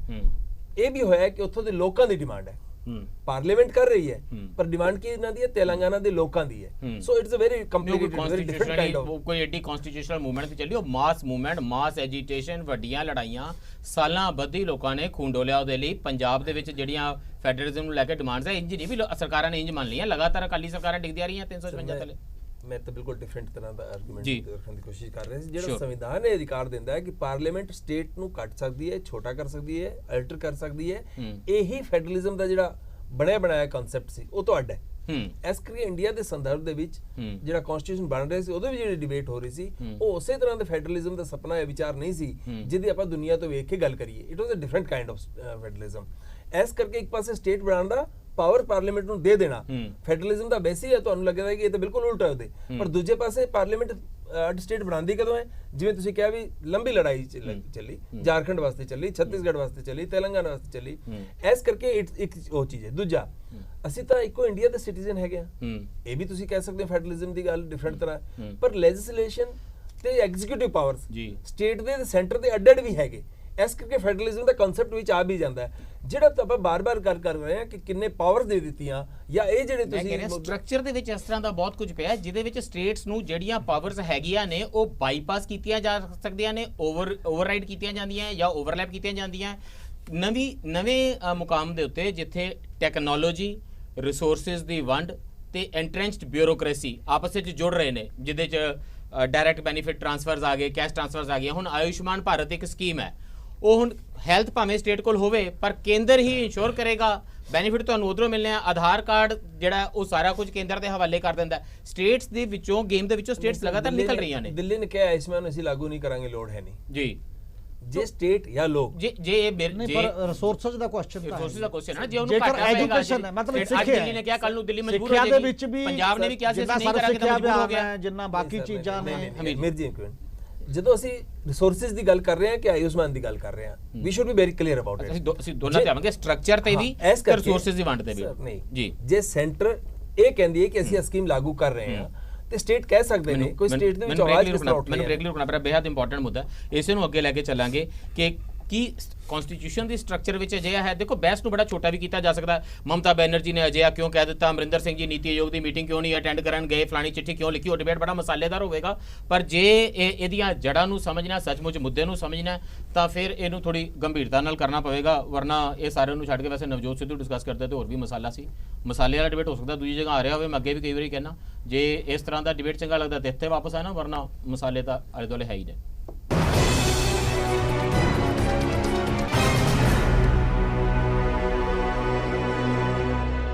ਬ੍ਰੇਕ ਤੋਂ ਬਾਅਦ ਫਿਰ ਇੱਕ ਵਾਰੀ ਸਵਾਗਤ ਹੈ ਜੀ। ਚਰਚਾ ਕਰ ਰਹੇ ਹਾਂ ਫੈਡਰਲਿਜ਼ਮ ਦੇ ਮੁੱਦੇ ਦੇ ਉੱਤੇ। ਭਾਵੇਂ ਕੁਝ ਅਜਿਹੀਆਂ ਪੋਲੀਟੀਕਲ ਘਟਨਾਵਾਂ ਹੋ ਰਹੀਆਂ ਨੇ 3 ਭਾਸ਼ਾਈ ਫਾਰਮੂਲੇ ਨੂੰ ਲੈ ਕੇ, ਜਾਂ ਵੈਸਟ ਬੰਗਾਲ ਦੇ ਵਿੱਚ ਜਿਹੜੀ ਲੜਾਈ ਹੈ ਜਿਸ ਨਾਲ ਇਹ ਡਿਬੇਟ ਦੁਬਾਰਾ ਭਖਿਆ। ਸਾਡੇ ਨਾਲ ਚਰਚਾ ਵਿੱਚ ਸ਼ਾਮਿਲ ਨੇ ਡਾਕਟਰ ਦਲਜੀਤ ਸਿੰਘ ਚੀਮਾ ਜੀ, ਰਾਜੀਵ ਗੋਦਾਰਾ ਜੀ ਵਕੀਲ ਅਤੇ ਸਵਰਾਜ ਇੰਡੀਆ ਦੇ ਕਾਰਕੁਨ ਨੇ, ਹਮੀਰ ਸਿੰਘ ਜੀ ਸੀਨੀਅਰ ਪੱਤਰਕਾਰ ਨੇ। ਦਲਜੀਤ ਚੀਮਾ ਜੀ, ਲਾਰਜਲੀ ਰਾਜੀਵ ਗੋਦਾਰਾ ਜੀ ਦੇ ਕਹਿਣ ਤੋਂ ਇੰਜ ਵੀ ਭਾਵ ਲੱਗਦਾ ਹੈ ਕਿ ਓਵਰ ਅ ਪੀਰੀਅਡ ਜਿਹੜਾ ਸਾਡਾ ਫੈਡਰਲਿਜ਼ਮ ਹੈ ਇਹ ਮੈਚਿਓਰ ਹੋਇਆ, ਅਸੀਂ ਦੂਸਰਿਆਂ ਵੱਲ ਨਾ ਵੇਖੀਏ। ਭਾਵੇਂ ਮੈਂ ਇੱਕ ਸੈਕਿੰਡ ਲਈ ਸਰ ਮੈਂ ਆ ਰਿਹਾ ਤੁਹਾਡੇ ਕੋਲ ਰਾਜੀਵ ਗੋਦਾਰਾ ਜੀ, ਜੇ ਮੈਂ ਤੁਹਾਡੀ ਗਲਤ ਕਰ ਰਿਹਾ ਇੰਟਰਪ੍ਰੀਟੇਸ਼ਨ ਤੁਹਾਡੇ ਸਾਰੇ ਕਹੇ ਦਾ। ਜਿਹੜੀ ਗੱਲ ਇਹਨਾਂ ਨੇ ਕਹੀ ਹੈ ਕਿ ਜੀ ਇਹ ਹਿੰਦੁਸਤਾਨ ਦਾ ਫੈਡਰਲਿਜ਼ਮ ਇਸ ਤਰੀਕੇ ਨਾਲ ਚਿਤਵਿਆ ਗਿਆ ਸੀ, ਸਾਡਾ ਕਨਸਟੀਟਿਊਸ਼ਨਲ ਸਟਰਕਚਰ ਇਸ ਤਰੀਕੇ ਨਾਲ ਚਿਤਵਿਆ ਗਿਆ ਸੀ, ਇਹ ਕੋਈ ਅਲੱਗ-ਅਲੱਗ ਸਟੇਟਾਂ ਨਹੀਂ ਸੀ। ਸਵਾਲ ਇਹ ਹੈ, ਕੋਈ ਦੁਨੀਆ ਦੀ ਦੂਸਰੀ ਡੈਮੋਕ੍ਰੇਸੀ ਨਹੀਂ ਹੈਗੀ ਜਿੱਥੇ ਫੈਡਰਲ ਕਨਸਟੀਟਿਊਸ਼ਨ ਹੋਵੇ ਤੇ ਜਿੱਥੇ ਯੂਨੀਫਾਰਮ ਸਟਰਕਚਰ ਹੋਵੇ, ਯੂਨੀਫਾਰਮ ਇਲੈਕਟੋਰਲ ਸਿਸਟਮ ਹੋਵੇ, ਇੱਕੋ ਜਿਹਾ ਹੀ ਬਿਊਰੋਕ੍ਰੈਟਿਕ ਅਪਰੇਟਸ ਸਟੇਟਾਂ ਦੇ ਵਿੱਚ ਤੇ ਲੋਕਲ ਗਵਰਨਮੈਂਟ ਦੇ ਵਿੱਚ ਹੋਵੇ ਜਿਵੇਂ ਸਾਡੀ ਹੈ। ਜਿਵੇਂ ਹਮੀਰ ਜੀ ਨੇ ਕਿਹਾ ਸੀਗਾ ਵੀ ਬ੍ਰਿਟੇਨ ਦੇ ਵਿੱਚ ਸਕਾਟਲੈਂਡ ਹੋਵੇ, ਵੇਲਜ਼ ਹੋਵੇ, ਨਾਰਦਰਨ ਆਇਰਲੈਂਡ ਹੋਵੇ, ਈਵਨ ਲੰਡਨ ਤੱਕ ਦਾ, ਸਿਟੀ ਤੱਕ ਦਾ ਆਪਣਾ ਆਪਣਾ ਇਲੈਕਟੋਰਲ ਸਿਸਟਮ ਹੈ। ਉਹ ਵੈਸਟਮਿੰਸਟਰ ਮਾਡਲ ਤੋਂ ਵੀ ਵੱਖਰਾ ਹੈ ਜਿਹੜਾ ਉਹ ਫੈਡਰਲ ਲੈਵਲ ਤੇ ਚਲਾਉਂਦੇ ਨੇ। ਯੂਨਾਈਟਿਡ ਸਟੇਟਸ ਦੇ ਵਿੱਚ ਸਾਰੀਆਂ 50 ਸਟੇਟਾਂ ਦਾ ਕਨਸਟੀਟਿਊਸ਼ਨ ਵੱਖਰਾ ਹੈ। ਆਸਟ੍ਰੇਲੀਆ ਦੇ ਵਿੱਚ ਸਾਰੀਆਂ 6 ਸਟੇਟਾਂ ਦਾ, ਮੇਰੇ ਖਿਆਲ 2 ਉਹਨਾਂ ਦੀ ਐਕਸਟਰਾ ਹੈਗੀਆਂ ਨੇ ਟੈਰੀਟਰੀਜ਼ ਜਿਹੜੀਆਂ, ਉਹਨਾਂ ਦਾ ਵੀ ਆਪਣਾ ਅਲੱਗ ਹੈ। ਜਰਮਨੀ ਦੇ ਵਿੱਚ ਉਹ ਆਪਣਾ ਗਿਣਦੇ ਆ ਪ੍ਰੋਵਿੰਸ ਨੂੰ ਲੈਂਡ ਕਹਿੰਦੇ ਆ, ਸਾਰੇ ਜਿੰਨੇ ਵੀ ਉਹਨਾਂ ਦੇ ਐਵਰੀ ਲੈਂਡ ਜਿਹੜਾ ਉਹਨਾਂ ਦਾ ਬਣਿਆ ਹੋਇਆ ਉਹਦੀ ਪਾਵਰ ਸਟਰਕਚਰ ਅਲੱਗ ਹੈ, ਉਹਦੀ ਫਲੈਕਸੀਬਿਲਿਟੀ ਅਲੱਗ ਹੈ। ਉਹ ਸੈਂਟਰਲ ਜਰਮਨੀ ਨਾਲ, ਬਰਲਿਨ ਨਾਲ ਕਿੱਦਾਂ ਦਾ ਰਿਸ਼ਤਾ ਰੱਖ ਸਕਦਾ, ਇਹਦੇ ਲਈ ਉਹਦੇ ਕੋਲ ਬਹੁਤ ਕੁਝ ਹੈ। ਇਹੋ ਜੀ ਸਾਰੀ ਲੜਾਈ ਲਈ ਹੀ ਅਕਾਲੀ ਦਲ ਲਗਾਤਾਰ ਲੜ ਰਿਹਾ ਸੀ। ਤੁਹਾਨੂੰ ਜਿਹੜਾ ਰਾਜਨੀਤਿਕ ਸਵਾਲ ਇਹ ਹੈ ਕਿ ਇੱਕ ਯੂਨਿਟਰੀ ਵਿਊ ਵਾਲੀ ਪਾਰਟੀ ਦੇ ਨਾਲ ਭਾਈਵਾਲਤਾ ਦੇ ਵਿੱਚ ਅਕਾਲੀ ਦਲ ਦੀ ਫੈਡਰਲਿਜ਼ਮ ਦੇ ਮੁੱਦੇ ਉੱਤੇ ਅਜਾਰੇਦਾਰੀ ਬੁਰੀ ਤਰ੍ਹਾਂ ਨਾਲ ਡਿਲੂਟ ਨਹੀਂ ਹੁੰਦੀ?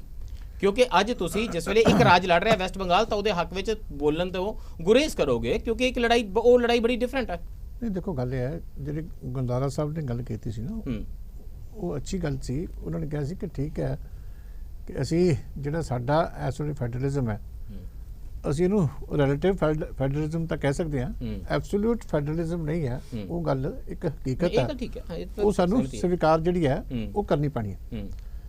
ਦੂਜੀ ਗੱਲ ਹੈ ਕਿ ਬਤੌਰ ਪੋਲੀਟੀਕਲ ਪਾਰਟੀ ਜਿਹੜੀ ਹੈ ਸ਼੍ਰੋਮਣੀ ਅਕਾਲੀ ਦਲ ਦਾ ਆਪਣਾ ਵਿਊ ਪੁਆਇੰਟ ਹੋ ਸਕਦਾ ਹੈ। ਬਿਲਕੁਲ, ਕਿਉਂਕਿ ਅਸੀਂ ਰੀਜਨਲ ਪਾਰਟੀਆਂ ਮਰਜ ਥੋੜੀ ਕੀਤੇ ਆ, ਅਸੀਂ ਆਪਣੇ ਸੂਬੇ ਦੇ ਵਾਸਤੇ ਉਹਦੀ ਫਾਰਮੇਸ਼ਨ ਵਾਸਤੇ ਪ੍ਰੋਟੈਸਟ ਕੀਤਾ, ਸਾਡੇ ਆਪਣੇ ਹਿੱਤ ਹੈ, ਸਾਡੇ ਲੋਕਾਂ ਦੇ ਹਿੱਤ ਹੈ ਜੀ। ਔਰ ਜਿੱਥੋਂ ਤੱਕ ਸ਼੍ਰੋਮਣੀ ਅਕਾਲੀ ਦਲ ਦਾ ਹੈ ਕਿ ਮਾਈਨੋਰਟੀਜ਼ ਦੇ ਵਿੱਚੋਂ ਜਿਹੜੀ ਹੈ ਹੋਣ ਕਰਕੇ ਹਮੇਸ਼ਾ ਮਾਈਨੋਰਟੀ ਦੇ ਹਿੱਤਾਂ ਦੀ ਗੱਲ ਵੀ ਜਿਹੜੀ ਹੈ ਸ਼੍ਰੋਮਣੀ ਅਕਾਲੀ ਦਲ ਪਹਿਲਾਂ ਵੀ ਕਰਦਾ ਆਇਆ ਔਰ ਅੱਗੋਂ ਵੀ ਕਰਦਾ ਰਹੇਗਾ। ਕਿਉਂਕਿ ਕਿਸੇ ਪਾਰਟੀ ਦੇ ਨਾਲ ਭਾਈਵਾਲ ਹੋਣ ਦਾ ਮਤਲਬ ਇਹ ਨਹੀਂ ਹੁੰਦਾ ਕਿ ਤੁਸੀਂ 100% ਜੋ ਉਸ ਪਾਰਟੀ ਦੇ ਜਿਹੜੀ ਆਪਣੀ ਪਾਲਿਸੀ ਹੈ ਉਹਨੂੰ ਫਾਲੋ ਕਰਨਾ ਤੁਹਾਡੇ ਤੇ ਕੋਈ ਮਜਬੂਰੀ ਹੈ। ਟੇਕ ਦਾ ਅਦਰ ਕੁਐਸਚਨ, ਕੀ ਜਿਹੜੀਆਂ ਸੂਬੇ ਦੀ ਜਿਹੜੀਆਂ ਰੀਜਨਲ ਪਾਰਟੀਆਂ ਨੇ ਜਿਵੇਂ ਅਕਾਲੀ ਦਲ ਹੈ ਜਾਂ ਹੋਰ ਵੀ ਜਿਹੜੀਆਂ ਰੀਜਨਲ ਪਾਰਟੀਆਂ ਨੇ, ਕੀ ਉਹ ਨੈਸ਼ਨਲ ਪਾਰਟੀ ਦਾ ਹੀ ਰੈਪਲੀਕਾ ਨਹੀਂ ਬਣ ਰਹੀਆਂ ਇਨ ਦਾ ਸੈਂਸ ਕਿ ਉਹ ਵੀ ਤਾਂ ਫਿਰ ਫਰਦੋਂ ਨਾ ਪਾਵਰਸ ਦੀ ਡੈਵੋਲੂਸ਼ਨ ਕਰਦੀਆਂ ਨੇ, ਨਾ ਫੰਡਸ ਦੀ ਡੈਵੋਲੂਸ਼ਨ ਕਰਦੀਆਂ ਨੇ, ਨਾ ਹੀ ਲੋਕਲ ਗਵਰਨਮੈਂਟ ਨੂੰ ਉਸ ਤਰੀਕੇ ਨਾਲ ਚਲਾਉਂਦੀਆਂ ਨੇ। ਉਹ ਆਪਣੀ ਜਿਹੜੀ ਫੈਡਰਲ ਸਪਿਰਿਟ ਹੈ ਉਹਦਾ ਵੀ ਤਾਂ ਮੁਜ਼ਾਹਰਾ ਨਹੀਂ ਕਰ ਪਾ ਰਹੀ ਹੈ। ਦੇਖੋ, ਗੱਲ ਇਹ ਹੈ ਕਿ ਭਾਵੇਂ ਅਸੀਂ ਪਾਰਟੀ ਦੇ ਵਿੱਚ ਆ, ਭਾਵੇਂ ਸਰਕਾਰ ਦੇ ਵਿੱਚ ਵੀ, ਸਟੇਟ ਦੇ ਵਿੱਚ ਲੰਬੇ ਰਹੇ ਆ ਜੀ, ਹਮੇਸ਼ਾ ਹੀ ਨੈਸ਼ਨਲ ਲੈਵਲ ਦੇ ਉੱਤੇ ਜਦੋਂ ਵੀ ਚੀਫ ਮਿਨਿਸਟਰ ਦੀ ਮੀਟਿੰਗ ਹੁੰਦੀ ਰਹੀ ਹੈ, ਬੜੀ ਠੋਕ ਵਜਾ ਕੇ ਉੱਥੇ ਜਿਹੜੀ ਹੈ ਫੈਡਰਲਿਜ਼ਮ ਦੀ ਗੱਲ ਸ਼੍ਰੋਮਣੀ ਅਕਾਲੀ ਦਲ, ਸਾਡੇ ਮੁੱਖ ਮੰਤਰੀ ਲਗਾਤਾਰ ਕਰਦੇ ਰਹੇ। ਔਰ ਇਹ ਇੱਕ ਹਕੀਕਤ ਹੈ, ਤੁਸੀਂ ਕਿਸੇ ਇੱਕ ਪਾਰਟੀ ਦੇ ਨਾਲ ਜੋੜ ਕੇ ਨਹੀਂ ਦੇਖ ਸਕਦੇ, ਇੱਕ ਪਾਰਟੀ ਦੇ ਨਾਲ ਜੋੜ ਕੇ ਨਹੀਂ ਦੇਖ ਸਕਦੇ। ਇੱਕ ਲਗਾਤਾਰ ਕੋਸ਼ਿਸ਼ ਹੁੰਦੀ ਹੈ 70 ਸਾਲਾਂ ਦੇ ਵਿੱਚ, ਜਿਹੜੀ ਵੀ ਕੇਂਦਰ ਦੇ ਵਿੱਚ ਸਰਕਾਰ ਆਉਂਦੀ ਹੈ, ਕਿ ਸੂਬਿਆਂ ਦੀਆਂ ਪਾਵਰਾਂ ਨੂੰ ਡੇ ਬਾਈ ਡੇ ਜਿਹੜੀ ਹੈਗੀ ਹੈ ਘਟਾ ਕੇ ਆਪਣੇ ਉੱਤੇ ਡਿਪੈਂਡੈਂਟ ਜਿਸ ਤਰ੍ਹਾਂ ਕਰਨਾ ਹੁੰਦਾ ਹੈ, ਇਹ ਕੋਸ਼ਿਸ਼ ਆਪਣੀ ਪਾਵਰ ਨੂੰ ਅੱਗੇ ਨਹੀਂ ਦੇ ਰਹੇ, ਨਗਰ ਪਾਲਿਕਾਵਾਂ ਨੂੰ, ਗ੍ਰਾਮ ਸਭਾ ਨੂੰ, ਦੋਨਾਂ ਇਸ਼ੂ ਨੂੰ ਅਲੱਗ-ਅਲੱਗ ਆਪਾਂ ਕਰਕੇ ਦੇਖ ਲੈਂਦੇ ਹਾਂ। ਉਹਦੇ ਵੱਖਰੇ ਕਾਰਨ ਨੇ। ਪਹਿਲੀ ਤਾਂ ਗੱਲ ਇਹ ਹੈ ਕਿ ਜਿਹੜੀ ਕੇਂਦਰ ਤੋਂ ਉਮੀਦ ਕੀਤੀ ਜਾਂਦੀ ਸੀ ਸਾਡੇ ਫੈਡਰਲਿਜ਼ਮ ਦੇ, ਸਾਡੇ ਸੰਵਿਧਾਨ ਦੇ ਮੁਤਾਬਕ, ਕਿ ਸਟੇਟਾਂ ਨੂੰ ਜਿਹੜੀ ਡੈਵੋਲੂਸ਼ਨ ਹੈ ਟੈਕਸਸ ਦੀ, ਰਿਸੋਰਸਸ ਦੀ, ਉਹ ਡਾਇਰੈਕਟ ਹੋਵੇ, ਉਹਦੀ ਪਲੈਨਿੰਗ ਸਟੇਟਾਂ ਜਿਹੜੀਆਂ ਆਪਣੇ ਆਪ ਕਰਨ। ਅੱਛਾ, ਹੁਣ ਹੌਲੀ ਹੌਲੀ ਜਿਹੜੀ ਤੁਸੀਂ ਸੈਂਟਰਲੀ ਸਪਾਂਸਰਡ ਸਕੀਮਾਂ ਦੀ ਗੱਲ ਕੀਤੀ ਸੀ ਜੀ, ਬਿਲਕੁਲ ਤੁਸੀਂ 2-3 ਦੀ ਕੀਤੀ ਸੀ, ਇੱਕ ਸਟੇਜ ਆ ਗਈ ਸੀ ਕਿ 400 ਤੋਂ ਵੱਧ ਸੈਂਟਰਲੀ ਸਪਾਂਸਰਡ ਸਕੀਮਾਂ ਬਣ ਗਈਆਂ 900 ਸਕੀਮਸ ਰਹੀਆਂ ਨੇ, 900 ਪਲੱਸ ਸਕੀਮਸ। ਔਰ ਫਿਰ ਇੱਕ ਉੱਥੇ ਜਿਹੜੀ ਹੈਗੀ ਹੈ ਪਲੈਨਿੰਗ ਕਮਿਸ਼ਨ ਦਾ ਇੱਕ ਕਮੇਟੀ ਬਣੀ ਸੀ, ਉਹਨੇ ਬਾਅਦ ਚ 125 ਦੇ ਕਰੀਬ ਘਟਾ ਕੇ ਲਿਆਂਦੀਆਂ ਸੀ, ਇਸ ਲੈਵਲ ਤੱਕ ਪੈ ਗਿਆ ਸੀ। ਕਿਉਂਕਿ ਜਿਹੜੀ ਆਦਤ ਕੇਂਦਰ ਸਰਕਾਰ ਦੇ ਵਿੱਚ ਇਹ ਪੈ ਗਈ ਹੈ ਨਾ ਕਿ ਅਸੀਂ 100% ਇੱਕ ਸੈਂਟਰਲ ਪਾਲਿਸੀ ਬਣਾ ਕੇ, ਇੱਕ ਸਕੀਮ ਬਣਾ ਕੇ ਉਹਨੂੰ ਧੱਕੇ ਦੇ ਨਾਲ ਸੂਬਿਆਂ ਦੇ ਉੱਤੇ ਜਿਹੜਾ ਹੈਗਾ ਲਾਗੂ ਕਰਨਾ, ਉਹਦੇ ਨਾਲ ਸੂਬੇ ਦਾ ਨੁਕਸਾਨ ਇੱਕ ਤਾਂ ਜਿਹੜੇ ਪੈਸਾ ਮਿਲਣਾ ਸੀ ਉਹਦੇ ਚ ਹੁੰਦਾ, ਸੂਬੇ ਦੇ ਆਪਣੇ ਜਿਹੜੇ ਰਿਸੋਰਸਸ ਆ ਟਾਈ ਅਪ ਹੋ ਜਾਂਦੇ ਜਿਹੜੇ ਸ਼ੇਅਰ ਦੇ ਵਿੱਚ। ਤੁਸੀਂ ਪਹਿਲੇ ਵਾਲੇ ਆਪਣੇ ਪੁਆਇੰਟ ਨੂੰ ਵੀ ਦੁਬਾਰਾ ਰੀਟੱਚ ਕਰਨਾ ਚਾਹ ਰਹੇ ਹੋ ਤੇ ਇਹ ਵਾਲਾ ਸਵਾਲ ਵੀ ਨਾਲ ਲਵੋ ਜਿਹੜਾ ਇਹਨਾਂ ਨੇ ਥੋੜਾ ਜਿਹਾ ਐਸਕੇਪ ਕੀਤਾ ਕਿ ਕੀ ਜਿਹੜੀਆਂ ਹਿੰਦੁਸਤਾਨ ਦੀਆਂ ਸੂਬਾ ਸਰਕਾਰਾਂ ਨੇ ਉਹ ਪਾਵਰਸ ਦੇ ਰਿਸੋਰਸਸ ਦੇ ਮਾਮਲੇ 'ਚ ਜਿੱਥੋਂ ਤੱਕ ਡੈਵੋਲੂਸ਼ਨ ਦਾ ਸੰਬੰਧ ਸੀ, ਜਿਹੜਾ ਫੈਡਰਲਿਜ਼ਮ ਦੀ ਸਪਿਰਿਟ ਨੂੰ ਪੂਰਾ ਕਰਦਾ ਸੀ, ਉਹ ਉੱਥੋਂ ਵੀ ਭਗੌੜੀਆਂ ਰਹੀਆਂ ਨੇ। ਉਹ ਖੁਦ ਫੈਡਰਲ ਸਪਿਰਿਟ ਤੋਂ ਭੱਜਦੀਆਂ ਨੇ ਤੇ ਕੇਂਦਰ ਤੋਂ ਫੈਡਰਲ ਸਪਿਰਿਟ ਦੀ ਉਮੀਦ ਕਰਦੀਆਂ ਨੇ, ਉਹਦੇ ਨਾਲ ਜੰਗ ਕਰਦੀਆਂ ਨੇ। ਸਰ ਮੈਨੂੰ ਲੱਗਦਾ ਫਿਰ ਆਪਾਂ ਜਿਹੜਾ ਅਕੇਂਦਰੀਕਰਨ ਤੇ ਫੈਡਰਲਿਜ਼ਮ ਨੂੰ ਮਿਕਸ ਕਰ ਰਹੇ ਹਾਂ। ਜਿਹੜਾ ਆਪਾਂ ਕਹਿੰਦੇ ਭੱਜਣ ਦੀ ਕੋਸ਼ਿਸ਼ ਹੋ ਰਹੀ ਹੈ, ਜਿਹੜਾ ਗ੍ਰਾਮ ਪੰਚਾਇਤ ਨੂੰ ਜਾਂ ਮਿਊਨਿਸਪਲ ਕਮੇਟੀਜ਼ ਨੂੰ ਪਾਵਰਸ ਨਹੀਂ ਦਿੰਦੀਆਂ ਸਟੇਟ ਗਵਰਨਮੈਂਟਸ, ਉਹ ਪੂਰੀ ਪਾਵਰਸ ਦਾ ਸੈਂਟਰਲਾਈਜੇਸ਼ਨ ਹੈ। ਜੀ ਜੀ ਜੀ। ਇਸ ਕਰਕੇ ਉਹਨੂੰ ਫੈਡਰਲਿਜ਼ਮ ਨਾਲ ਮੈਨੂੰ ਲੱਗਦਾ ਜਦੋਂ ਆਪਾਂ ਮਿਕਸ ਕਰਦੇ ਹਾਂ ਉਦੋਂ ਥੋੜਾ ਮਾਮਲਾ ਥੋੜਾ ਗੜਬੜ ਹੁੰਦਾ ਹੈ। ਵਿਲ ਡੀਲ ਵਿਦ ਦੈਟ ਜਿਹੜੀ ਤੁਸੀਂ ਡਾਈਕੋਟੋਮੀ ਕਹਿ ਰਹੇ ਹੋ ਜੀ। ਹੁਣ ਫੈਡਰਲਿਜ਼ਮ ਦਾ ਜਿਹੜਾ ਬੇਸਿਕ ਆਰਗੂਮੈਂਟ ਹੈ ਜੀ, ਜੇ ਤੁਹਾਡਾ ਕੋਈ ਸਟੇਟ ਹੈ, ਸਟੇਟ ਫੈਡਰਲਿਜ਼ਮ ਦੇ ਸਟੇਟ ਕੋਲ ਆਪਦੀ ਪਾਵਰਸ ਹੋਣਗੀਆਂ, ਸੈਂਟਰ ਕੋਲ ਆਪਦੀ ਪਾਵਰਸ ਹੋਣਗੀਆਂ ਤੇ ਕੁਝ ਕੰਕਰੈਂਟ ਇੰਡੀਆ ਦੇ ਸੰਬੰਧ ਦੇ ਵਿੱਚ ਕੰਕਰੈਂਟ ਦੇ ਵਿੱਚ ਹੈ। ਪਰ ਜਿਹੜੀ ਤੁਹਾਡੀ ਸਟੇਟ ਦੀ ਪਾਵਰ ਹੈ, ਲਾਈਕ ਪੰਜਾਬ 66 ਤੱਕ ਇੱਕ ਪੰਜਾਬ ਸੀ, ਹੁਣ ਹਰਿਆਣਾ ਅੱਡ ਸਟੇਟ ਹੈ। ਹੁਣ ਇਸ ਕਰਕੇ ਹਰਿਆਣਾ ਦੇ ਵਿੱਚ ਰਹਿਣ ਵਾਲੇ ਲੋਕਾਂ ਦੀ ਆਦਤ ਦੀ ਜਿਹੜੀ ਐਸਪੀਰੇਸ਼ਨਸ ਹੈ ਉਹ ਉਹਦੇ ਮੁਤਾਬਿਕ ਕੁਝ ਕਰ ਰਹੇ ਹੋਣਗੇ ਉਹਨਾਂ ਪਾਲਿਸੀਜ਼ ਤੇ, ਉਸ ਮੁੱਦਿਆਂ ਤੇ ਜਿਹੜੇ ਸਟੇਟ ਲਿਸਟ ਦੇ ਵਿੱਚ ਨੇ। ਪੰਜਾਬ ਵਾਲੇ ਅੱਡ ਕਰ ਰਹੇ ਹੋਣਗੇ। ਆਂਧਰਾ ਤੇ ਤੇਲੰਗਾਨਾ ਡਿਮਾਂਡ ਕਿਉਂ ਕਰਦਾ ਹੈ ਕਿ ਸਾਨੂੰ ਅੱਡ ਕਰ ਦਿੱਤਾ ਜਾਵੇ? ਡੈਫੀਨਿਟਲੀ ਦੋ ਕਾਰਨ ਨੇ। ਇੱਕ ਪਾਸੇ ਵਿਕਾਸ ਦਾ ਪੂਰਾ ਜਿਹੜਾ ਉੱਥੇ ਤੱਕ ਜਾਣਾ ਚਾਹੀਦਾ ਉਹ ਨਹੀਂ ਜਾ ਰਿਹਾ, but at the same time ਇੱਕ ਪਾਰਟਿਕੂਲਰ ਖੇਤਰ ਮਹਿਸੂਸ ਕਰਦਾ ਹੈ ਕਿ ਜਿਹੜੇ ਸਾਡੇ ਇੱਛਾਵਾਂ ਨੇ, ਸਾਡੀ ਜਿਹੜੀ ਉਮੀਦਾਂ ਨੇ, ਸਾਡੀ ਜਿਹੜੀ ਆਕਾਂਖਸ਼ਾਵਾਂ ਨੇ, ਇਹ ਸਟੇਟ ਦੇ ਵਿੱਚ ਪੂਰੀਆਂ ਨਹੀਂ ਹੋ ਰਹੀਆਂ। ਇਸ ਕਰਕੇ ਜਿਹੜਾ ਫੈਡਰਲਿਜ਼ਮ ਦਾ ਬੇਸਿਕ ਵਿਚਾਰ ਹੈ ਕਿ ਕਿਸੇ ਏਰੀਆ 'ਚ ਰਹਿਣ ਵਾਲੇ ਲੋਕ ਆਪਦੇ ਐਸਪੀਰੇਸ਼ਨਸ ਦੀ ਗੱਲ ਕਰ ਸਕਣ, ਇਹਨੂੰ ਇਸ ਤਰ੍ਹਾਂ ਨਾਲ ਜੋੜ ਕੇ ਵੇਖੀਏ। ਆਪਾਂ ਇਹਦੇ ਤੇ ਫਰਦਰ ਡਿਵੈਲਪ ਕਰ ਲਈਏ। ਹਮੀਰ ਜੀ, ਇੱਕ ਫੈਡਰਲਿਜ਼ਮ ਦੀ ਇਹ ਬਾਉਂਡਰੀ ਬਣਾ ਰਹੇ ਨੇ ਇੱਕ ਕਿ ਪੰਜਾਬ ਵਿੱਚ ਰਹਿਣ ਵਾਲੇ ਲੋਕਾਂ ਦਾ ਵਿਚਾਰ ਹੈ ਅਜਿਹਾ ਹੋਵੇ, ਇਸ ਕਰਕੇ ਉਹ ਆਪਣਾ ਸੂਬਾ ਮੰਗਦੇ ਸੀ। ਪੰਜਾਬ ਦੇ ਵਿੱਚ ਰਹਿਣ ਵਾਲੇ ਲੋਕਾਂ ਦਾ ਵੀ ਤਾਂ ਵੱਖ-ਵੱਖ ਵਿਚਾਰ ਹੋ ਸਕਦਾ। ਆਫਟਰ ਆਲ 3 ਟਾਇਰ ਗਵਰਨਮੈਂਟ ਨੂੰ ਸੋਚਿਆ ਹੀ ਕਿਉਂ ਗਿਆ ਕਿ ਉਹ ਕੇਵਲ ਇੱਕ ਐਡਮਿਨਿਸਟ੍ਰੇਟਿਵ ਯੂਨਿਟ ਸੀ, ਗਵਰਨੈਂਸ ਦਾ ਇੱਕ ਫੈਸਿਲਿਟੇਟ ਕਰਨ ਦਾ ਤਰੀਕਾ ਸੀਗਾ, ਜਾਂ ਉਹ ਇਸੇ ਫੈਡਰਲ ਸਪਿਰਿਟ ਨੂੰ ਥੱਲੇ ਧਰਤੀ ਦੇ ਲੈਵਲ ਤੱਕ ਲੈ ਕੇ ਜਾਣਾ ਸੀਗਾ? ਇਹਨਾਂ ਦੋਨਾਂ ਚੀਜ਼ਾਂ ਇਹ ਕਹਿ ਰਹੇ ਨੇ ਕਿ ਇੱਕ ਚੀਜ਼ ਤਾਂ ਡੈਵੋਲੂਸ਼ਨ ਆਫ ਪਾਵਰ ਹੈ, ਰਿਸੋਰਸਿਸ ਦੀ ਵੰਡ ਹੈ, ਦੂਸਰਾ ਫੈਡਰਲਿਜ਼ਮ ਜਿਹੜਾ ਉਹ ਕਨਸਟੀਟਿਊਸ਼ਨਲ ਇੱਕ ਇਸ਼ੂ ਹੈ ਕਿ ਤੁਸੀਂ ਕਿੱਥੋਂ ਤੱਕ ਆਪਣੀਆਂ ਐਸਪੀਰੇਸ਼ਨਸ ਸੈਪਰੇਟਲੀ ਦੂਜਿਆਂ ਤੋਂ ਚਲਾਣੀਆਂ। ਅਮੀਰ ਜੀ ਤੁਹਾਡੀ ਗੱਲ ਤੋਂ ਪਹਿਲਾਂ ਜਸਟ ਠੀਕ ਹੈ ਜੀ ਸਰ, ਜਿਹੜਾ ਤੁਸੀਂ ਕਹਿ ਰਹੇ ਹੋ ਸਟੇਟ ਦੇ ਵਿਧੀ ਪੰਜਾਬ ਹੋਵੇ ਜਾਂ ਹਰਿਆਣਾ ਹੋਵੇ, ਹਰਿਆਣਾ ਦੇ ਵਿੱਚ ਤੁਹਾਡਾ ਸਰਸਾ ਤੇ ਮਹਿੰਦਰਗੜ੍ਹ ਦੀ ਅੱਡ ਐਸਪੀਰੇਸ਼ਨਸ ਹੋਣਗੀਆਂ, ਜ਼ਰੂਰਤਾਂ ਹੋਣਗੀਆਂ। ਐਸੇ ਕਰਕੇ ਜਿਹੜਾ ਲੋਕਲ ਏਰੀਆ ਹੈ, ਲੋਕਲ ਜਿਹੜੀ ਜ਼ਿਲ੍ਹਾ ਪ੍ਰੀਸ਼ਦ ਹੈ, ਉਹ ਆਪਦੇ ਫੈਸਲੇ ਕਰ ਸਕੇ, ਗ੍ਰਾਮ ਪੰਚਾਇਤ ਆਪਦੇ ਫੈਸਲੇ ਕਰ ਸਕੇ, ਜਿੰਨਾ ਥੱਲੇ ਜਾ ਕੇ ਲੋਕਾਂ ਦੀ ਭਾਗੀਦਾਰੀ ਹੋ ਸਕੇ। That is one idea. But federalism ਦੇ ਵਿੱਚ ਫਿਰ ਤੁਸੀਂ ਇੱਕ ਸਟੇਟ ਨੂੰ ਯੂਨਿਟ ਮੰਨਦੇ ਹੋ, ਉਹ ਫੈਡਰਲਿਜ਼ਮ ਦਾ ਇੱਕ ਯੂਨਿਟ ਹੈ ਸਟੇਟ। ਉਸ ਤੋਂ ਥੱਲੜੇ ਪਾਸੇ ਜਿਹੜਾ 3 ਟਾਇਰ ਸਿਸਟਮ ਹੈ, ਉਹਦੇ ਵਿੱਚ ਪੰਚਾਇਤ ਵੀ ਇੱਕ ਯੂਨਿਟ ਹੈ, ਉਹਦੇ ਜ਼ਿਲ੍ਹਾ ਪ੍ਰੀਸ਼ਦ ਵੀ ਯੂਨਿਟ ਹੈ। ਕੀ ਤੁਸੀਂ ਫੈਡਰਲਿਜ਼ਮ ਦਾ ਆਈਡੀਆ ਐਕਸੈਪਟ ਕਰਦੇ ਹੋ ਮਾਈਨਸ ਦਾ 3rd ਟਾਇਰ, ਮਤਲਬ ਕਿ 3rd ਟਾਇਰ ਦਾ ਫੈਡਰਲਿਜ਼ਮ ਦਾ ਸੰਬੰਧ ਨਹੀਂ ਹੈ, ਉਹ ਡੈਵੋਲੂਸ਼ਨ ਦਾ ਜਿਹੜਾ ਡੈਮੋਕ੍ਰੇਸੀ ਇਹਦੇ ਵਿੱਚ ਕੋਈ ਇਹ ਕਹਿ ਰਹੇ ਨੇ, ਮੇਰੀ ਇੰਟਰਪ੍ਰੀਟੇਸ਼ਨ ਗਲਤ ਹੈ। ਇੱਕ ਸੈਕਿੰਡ ਜਿਹੜਾ ਡੈਮੋਕ੍ਰੇਸੀ ਦਾ ਕਨਸੈਪਟ ਇਵੋਲਵ ਹੋ ਰਿਹਾ ਹੈ, ਇੱਕ ਵਾਰੀ ਮੈਂ ਕਲੀਅਰ ਕਰਦਾ ਕਿ ਜਿਹੜਾ ਡੈਮੋਕ੍ਰੇਸੀ ਦਾ ਕਨਸੈਪਟ ਇਵੋਲਵ ਹੋ ਰਿਹਾ, ਹਰ ਚੀਜ਼ ਇਵੋਲਵ ਵੀ ਹੁੰਦੀ ਹੈ, ਸਟੈਟਿਕ ਨਹੀਂ ਹੈ।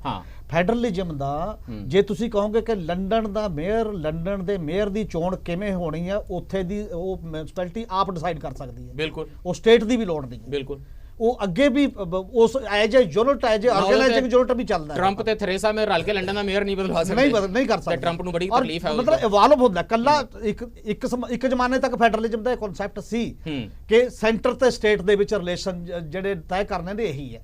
ਪਰ ਉਸ ਤੋਂ ਬਾਅਦ ਡੈਮੋਕ੍ਰੇਸੀ ਦਾ ਮਤਲਬ ਐਮਪਾਵਰਮੈਂਟ ਆਫ ਦੀ ਪੀਪਲ ਹੈ। ਉਹਦੇ ਚ ਹੇਠਲੇ ਯੂਨਿਟ ਵੀ ਜੇ ਅਸੀਂ 73ਵੀਂ ਸੋਧ ਕੀਤੀ ਹੈ ਤਾਂ ਉਹਨੂੰ ਪੰਚਾਇਤੀ ਰਾਜ ਸਿਸਟਮ ਬਣਾਇਆ। ਇਹ ਤੋਂ ਪਹਿਲਾਂ ਉਹ ਸੇਵਾ ਸਮਿਤੀ ਵਾਲਾ ਜਾਂ ਬਾਕੀ ਵਾਲਾ ਸਾਨੂੰ ਕੌਣ ਰੋਕਦਾ ਕਿ ਅੱਜ ਅਸੀਂ ਗ੍ਰਾਮ ਸਭਾ ਦਾ ਗ੍ਰਾਮ ਸਭਾ ਤਾਂ ਮੈਂ ਕਹਿ ਰਿਹਾ ਸਾਨੂੰ ਕੌਣ ਰੋਕਦਾ ਕਿ ਅਸੀਂ ਸੰਵਿਧਾਨ 3 ਟਾਈਪ ਦੀਆਂ ਜ਼ਿਲ੍ਹਾ ਪ੍ਰੀਸ਼ਦ, ਬਲਾਕ ਸਮਿਤੀ ਤੇ ਉਹ ਪੰਚਾਇਤ ਵੀ ਰਿਪਰੈਜ਼ੈਂਟੇਟਿਵ ਤਾਂ ਇਟ ਮੀਨ ਉਹ ਕੇਵਲ ਤੇ ਕੇਵਲ ਡਿਵੈਲਪਮੈਂਟ ਦੀਆਂ ਇੰਸਟੀਟਿਊਸ਼ਨ ਜਿਹੜੀ ਉਹ ਡਿਸੀਜਨ ਮੇਕਿੰਗ ਪਾਵਰਸ ਨੇ, ਉਹਨਾਂ ਨੂੰ ਲਿਆਉਣਾ ਪਏਗਾ ਔਰ ਲਿਆਉਣਾ ਚਾਹੀਦਾ। ਇਸੇ ਕਰਕੇ ਉਹ 29 ਡਿਪਾਰਟਮੈਂਟ ਉਹਨਾਂ ਦੇ ਹਵਾਲੇ ਕਰਨ ਦਾ ਕਨਸਟੀਟਿਊਸ਼ਨ ਦੇ ਵਿੱਚ ਇੱਕ ਪ੍ਰੋਵੀਜ਼ਨ ਰੱਖੀ ਜਿਹੜੀ ਕਿ ਸਟੇਟਾਂ ਨਹੀਂ ਕਰ ਰਹੀਆਂ। ਕੁਝ ਸਟੇਟਾਂ ਨੇ ਬੈਟਰ ਕੀਤਾ, ਕੁਝ ਨੇ ਘੱਟ ਕੀਤਾ, ਕੁਝ ਨੇ ਅਲੱਗ ਕੀਤਾ।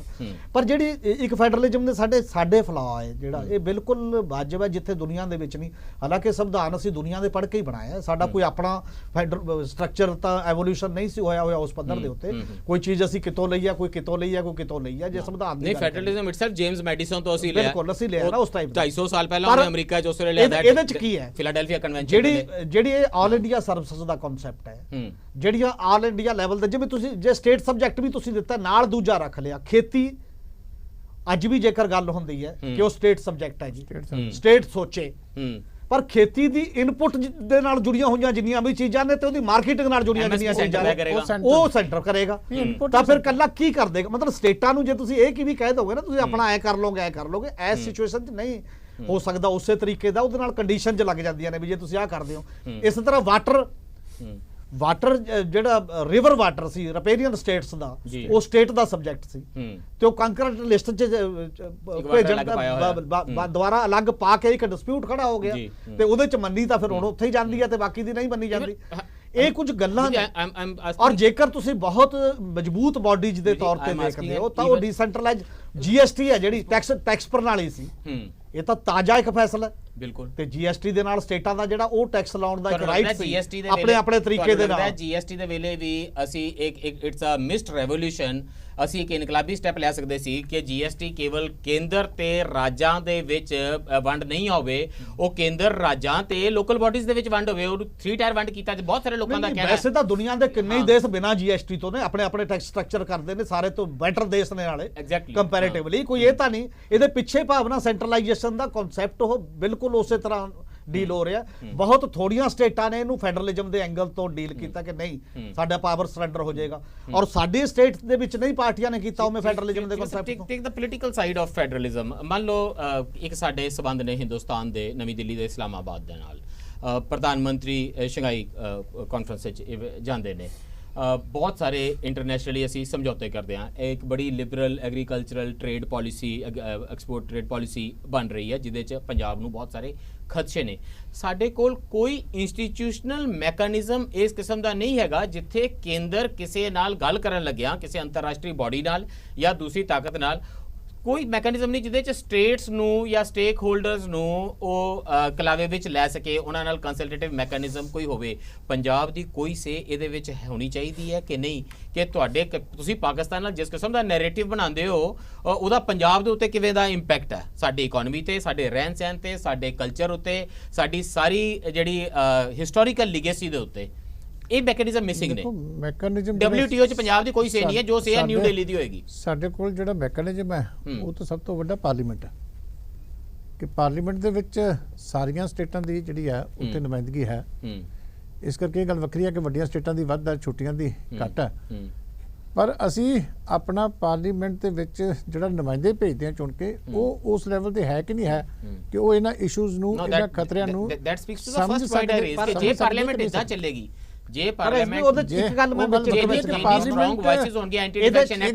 ਪਾਰਲੀਮੈਂਟ ਉਦਾਂ ਚੱਲਦੀ ਹੈ ਜਾਂ ਨਹੀਂ ਚੱਲਦੀ, ਜਾਂ ਉਸ ਤਰ੍ਹਾਂ ਦੇ ਇਸ਼ੂ ਉੱਥੇ ਆਉਂਦੇ ਆ ਕਿ ਦੂਜੇ ਇਸ਼ੂ ਹਾਵੀ ਰਹਿੰਦੇ ਆ।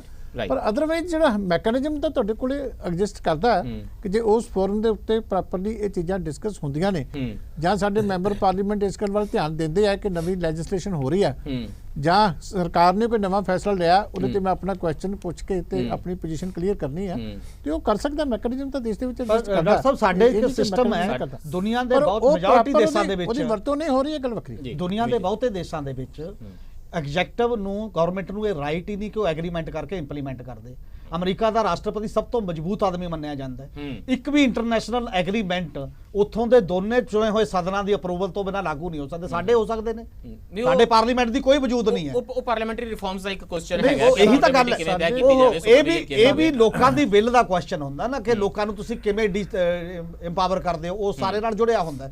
ਸਪੋਜ਼ ਕਰੋ ਸਾਡਾ ਸੈਂਟਰਲਾਈਜੇਸ਼ਨ ਕਿਵੇਂ ਹੋਈ ਹੈ, ਕਸ਼ਮੀਰ ਦਾ ਇਸ਼ੂ ਹੈ ਜਿਹੜਾ ਹੁਣ ਦੁਬਾਰਾ ਭਖਿਆ, ਦੁਬਾਰਾ 370 ਖਤਮ ਕਰਨ ਦਾ, ਡੀਲਿਮਿਟੇਸ਼ਨ ਦਾ, 35A ਦਾ ਸਵਾਲ ਹੈ।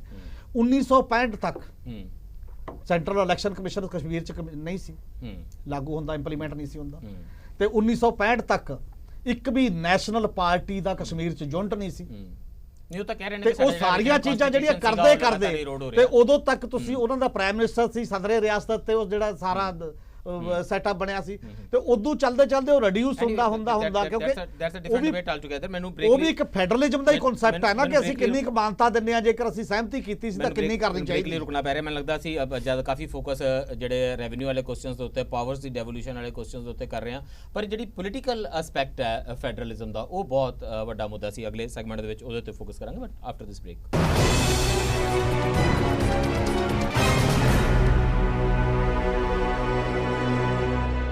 ਬ੍ਰੇਕ ਤੋਂ ਬਾਅਦ ਫਿਰ ਸਵਾਗਤ ਹੈ। ਚਰਚਾ ਕਰ ਰਹੇ ਹਾਂ ਦੇਸ਼ ਦੇ ਵਿੱਚ ਫੈਡਰਲ ਸਪਿਰਿਟ ਕਿੰਨੀ ਕੁ ਲਾਗੂ ਹੈ, ਕਿਵੇਂ ਜਿਹੜੇ ਲੋਕ ਸੱਤਾ ਦੇ ਵਿੱਚ ਆ ਜਾਂਦੇ ਨੇ ਉਹ ਲਗਾਤਾਰ ਇਸ ਨੂੰ ਵਾਇਲੇਟ ਕਰਦੇ ਨੇ ਤੇ ਆਪੋਜੀਸ਼ਨ ਵਾਲੇ ਲਗਾਤਾਰ ਫੈਡਰਲਿਜ਼ਮ ਦੀ ਦੁਹਾਈ ਦਿੰਦੇ ਨੇ। ਚਰਚਾ ਵਿੱਚ ਸ਼ਾਮਲ ਨੇ ਡਾਕਟਰ ਦਲਜੀਤ ਸਿੰਘ ਚੀਮਾ ਜੀ, ਰਾਜੀਵ ਗੋਦਾਰਾ ਜੀ ਅਤੇ ਹਮੀਰ ਸਿੰਘ ਜੀ। ਰਾਜੀਵ ਗੋਦਾਰਾ ਜੀ, ਜਿਸ ਤਰ੍ਹਾਂ ਚੀਮਾ ਸਾਹਿਬ ਪਹਿਲਾਂ ਕਹਿ ਰਹੇ ਸਨ ਉਹ ਤਾਂ ਇੰਜ ਜਾਪਦਾ ਹੈ ਜਿਵੇਂ ਪਾਵਰ ਦਾ ਲੌਜਿਕ ਨੈਸੈਸਰਲੀ ਫੈਡਰਲ ਸਪਿਰਿਟ ਦੇ ਅਗੇਂਸਟ ਹੁੰਦਾ।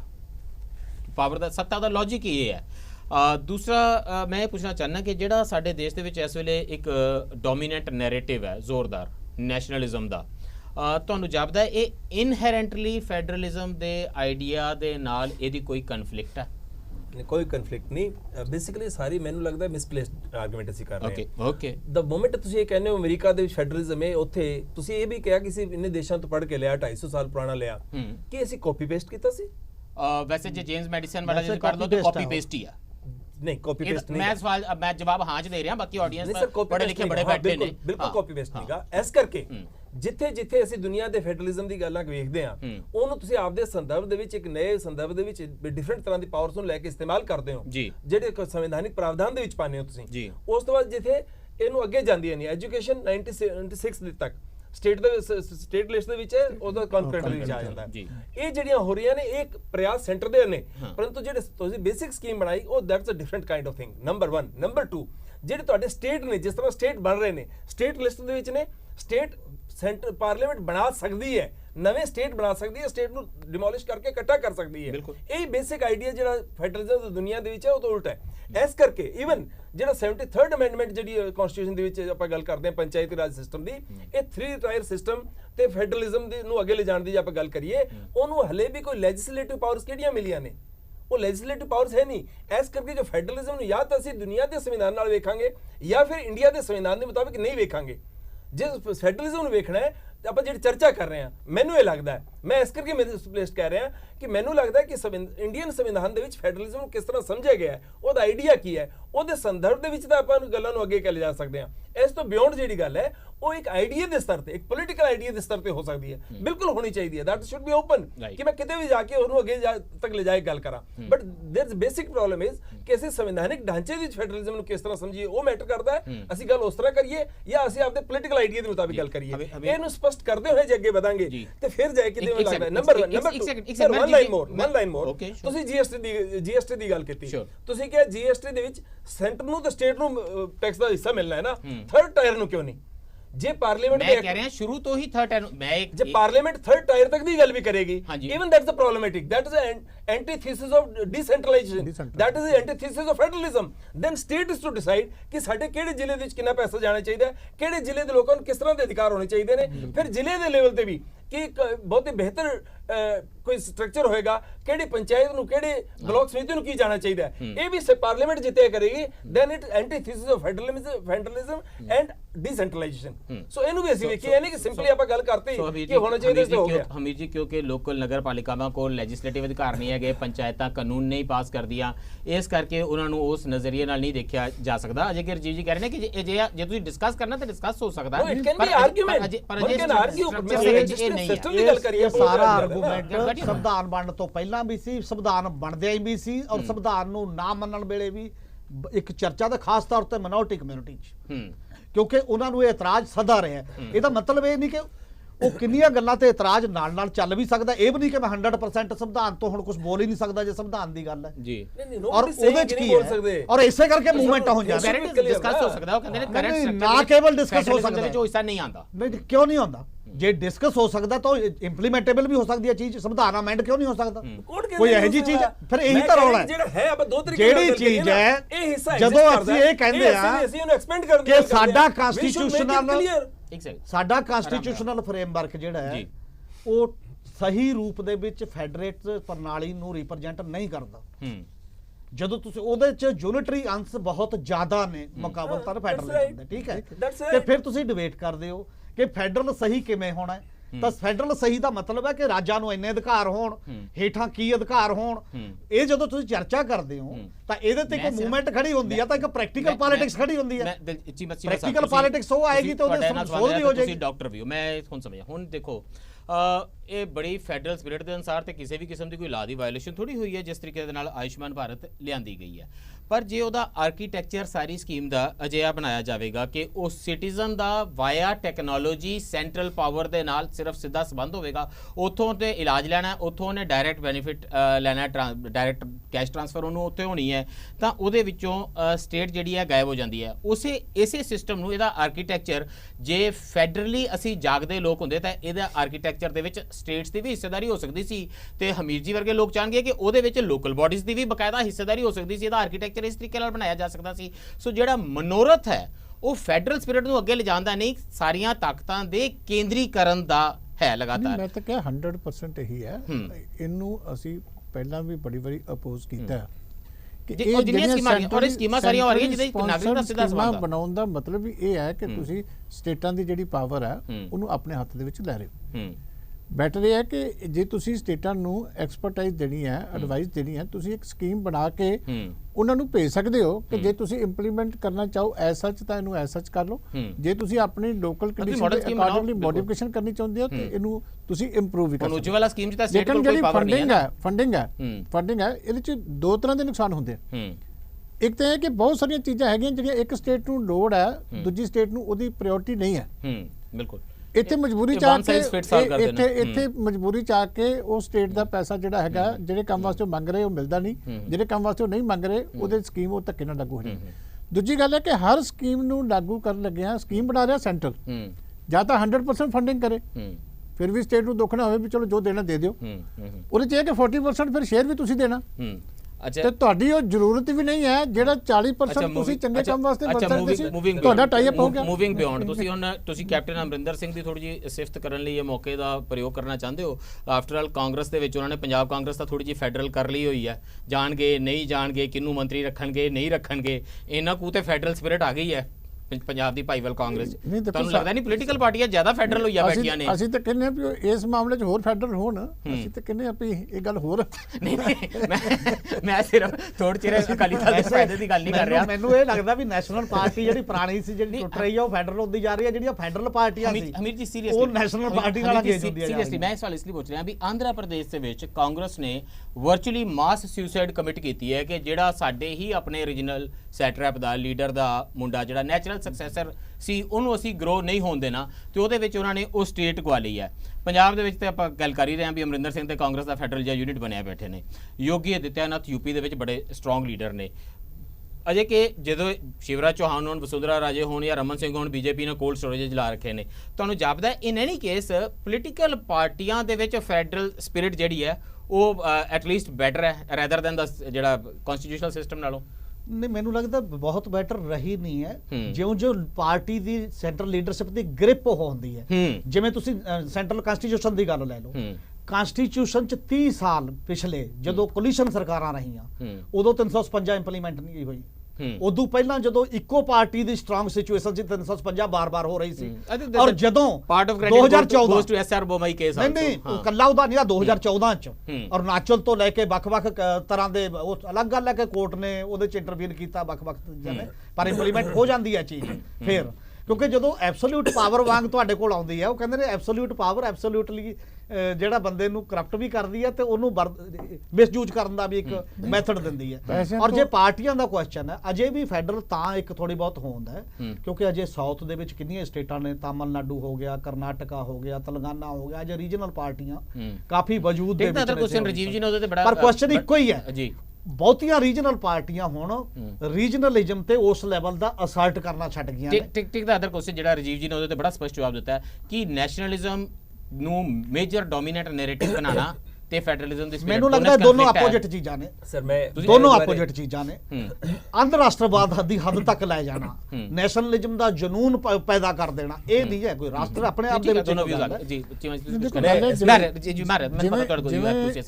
ਆਪਾਂ ਇਹ ਤਾਂ ਦੂਜੀਆਂ ਗੱਲਾਂ ਕਰ ਰਹੇ, ਜਿਵੇਂ ਲਾ ਐਂਡ ਆਰਡਰ ਹੈ ਜੀ, ਪਿਓਰਲੀ ਸਟੇਟ ਸਬਜੈਕਟ ਸੀ ਪਹਿਲਾਂ, ਹੁਣ ਹੌਲੀ ਹੌਲੀ ਜਿਹੜੀ ਹੈਗੀ ਆ ਉੱਥੇ NIA ਬਣ ਗਈ, NCTC national counter terrorism centre ਬਣ ਗਿਆ, ਹੁਣ ਤਾਂ DGP ਦੇ ਵੀ ਪੈਨਲ ਭੇਜਣੇ ਪੈਂਦੇ ਆ ਜੀ। ਜਦੋਂ ਜਿਹੜੀ ਹੈਗੀ ਇੱਕ ਪਾਸੇ ਦੇਖਿਆ ਜਾਵੇ ਤਾਂ ਸਟੇਟਾਂ ਦੇ ਕੰਮ ਦੇ ਵਿੱਚ ਇਹ ਦਖਲਅੰਦਾਜ਼ੀ ਹੈ ਜੀ, ਜਿਹੜੀ ਕਿ ਨਹੀਂ ਹੋਣੀ ਚਾਹੀਦੀ, ਕਿ ਲਾ ਐਂਡ ਆਰਡਰ ਸਟੇਟ ਨੂੰ ਹੈਂਡਲ ਕਰਨਾ ਚਾਹੀਦਾ। ਪਰ ਜਦੋਂ ਹੁਣ ਤੁਸੀਂ ਗਲੋਬਲ ਟੈਰਰਿਜ਼ਮ ਦੀ ਗੱਲ ਕਰਦੇ ਹੋ ਕਿ ਇਸ ਲੈਵਲ ਦੇ ਉੱਤੇ ਜਾ ਕੇ ਕ੍ਰਾਈਮ ਹੋ ਗਿਆ, ਦੀਆਂ ਡਿਮਾਂਡਸ ਦੇ ਵਿੱਚ ਇਹ ਕਨਫਲਿਕਟ ਉਹਦੇ ਵਿੱਚ ਇੱਕ ਕਨਫਲਿਕਟ ਆ ਪਈ।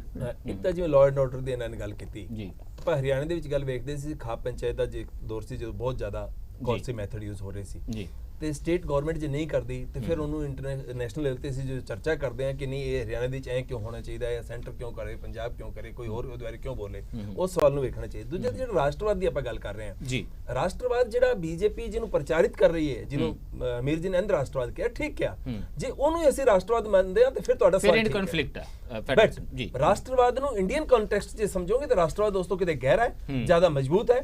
ਮੈਨੂੰ ਇਹ ਜਾਪਦਾ ਹੈ, ਮੈਂ ਤਾਂ ਆਪਣੇ ਆਪ ਨੂੰ ਜਦੋਂ ਵੇਖਦਾ ਕਿ ਮੇਰੇ ਬਜ਼ੁਰਗ ਕਿੱਥੋਂ ਸੀਗੇ, ਮੈਨੂੰ ਉਸ ਏਰੀਆ ਦਾ ਜਿਹੜਾ ਲਗਾਵ ਸੀ ਉਹ ਹਲੇ ਵੀ ਉਸ ਤਰ੍ਹਾਂ ਰਹਿੰਦਾ ਹੈ। ਮੈਂ ਹਰਿਆਣਾ ਬਣ ਜਾਂਦਾ, ਹਰਿਆਣਾ ਦੇ ਵਿੱਚ ਹੈਗਾ ਤੇ ਇੱਕ ਤਰ੍ਹਾਂ ਦੀ ਅਹਿਸਾਸ ਰਹਿੰਦਾ ਹੈ। ਨੈਸ਼ਨਲ ਲੈਵਲ ਤੇ ਮੈਨੂੰ ਜਿਹੜੇ ਅਹਿਸਾਸ ਨੇ ਉਹ ਮੇਰੇ ਹਰਿਆਣੇ ਤੇ ਮੇਰੀ ਜ਼ਮੀਨ ਤੋਂ ਅਹਿਸਾਸ ਨੂੰ ਕੱਟ ਕੇ ਨਹੀਂ ਬਣਦੇ।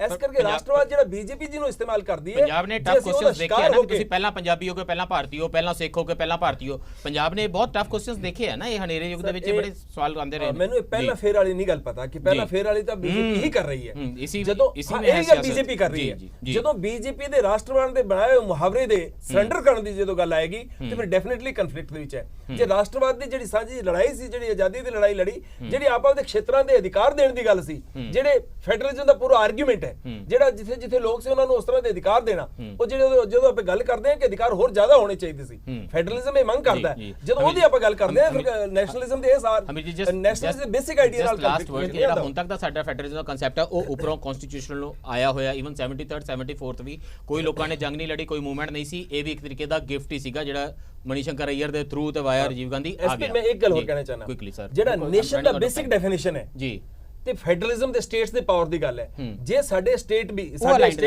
ਉਸ ਨੇਸ਼ਨ ਦੀ ਥਿਊਰੀ ਦੇ ਹਿਸਾਬ ਨਾਲ ਬਣੇ ਹੁੰਦੇ ਤੇ ਫਿਰ ਬਿਲਕੁਲ ਗੱਲ ਹੋਰ ਹੋਣੀ ਸੀ।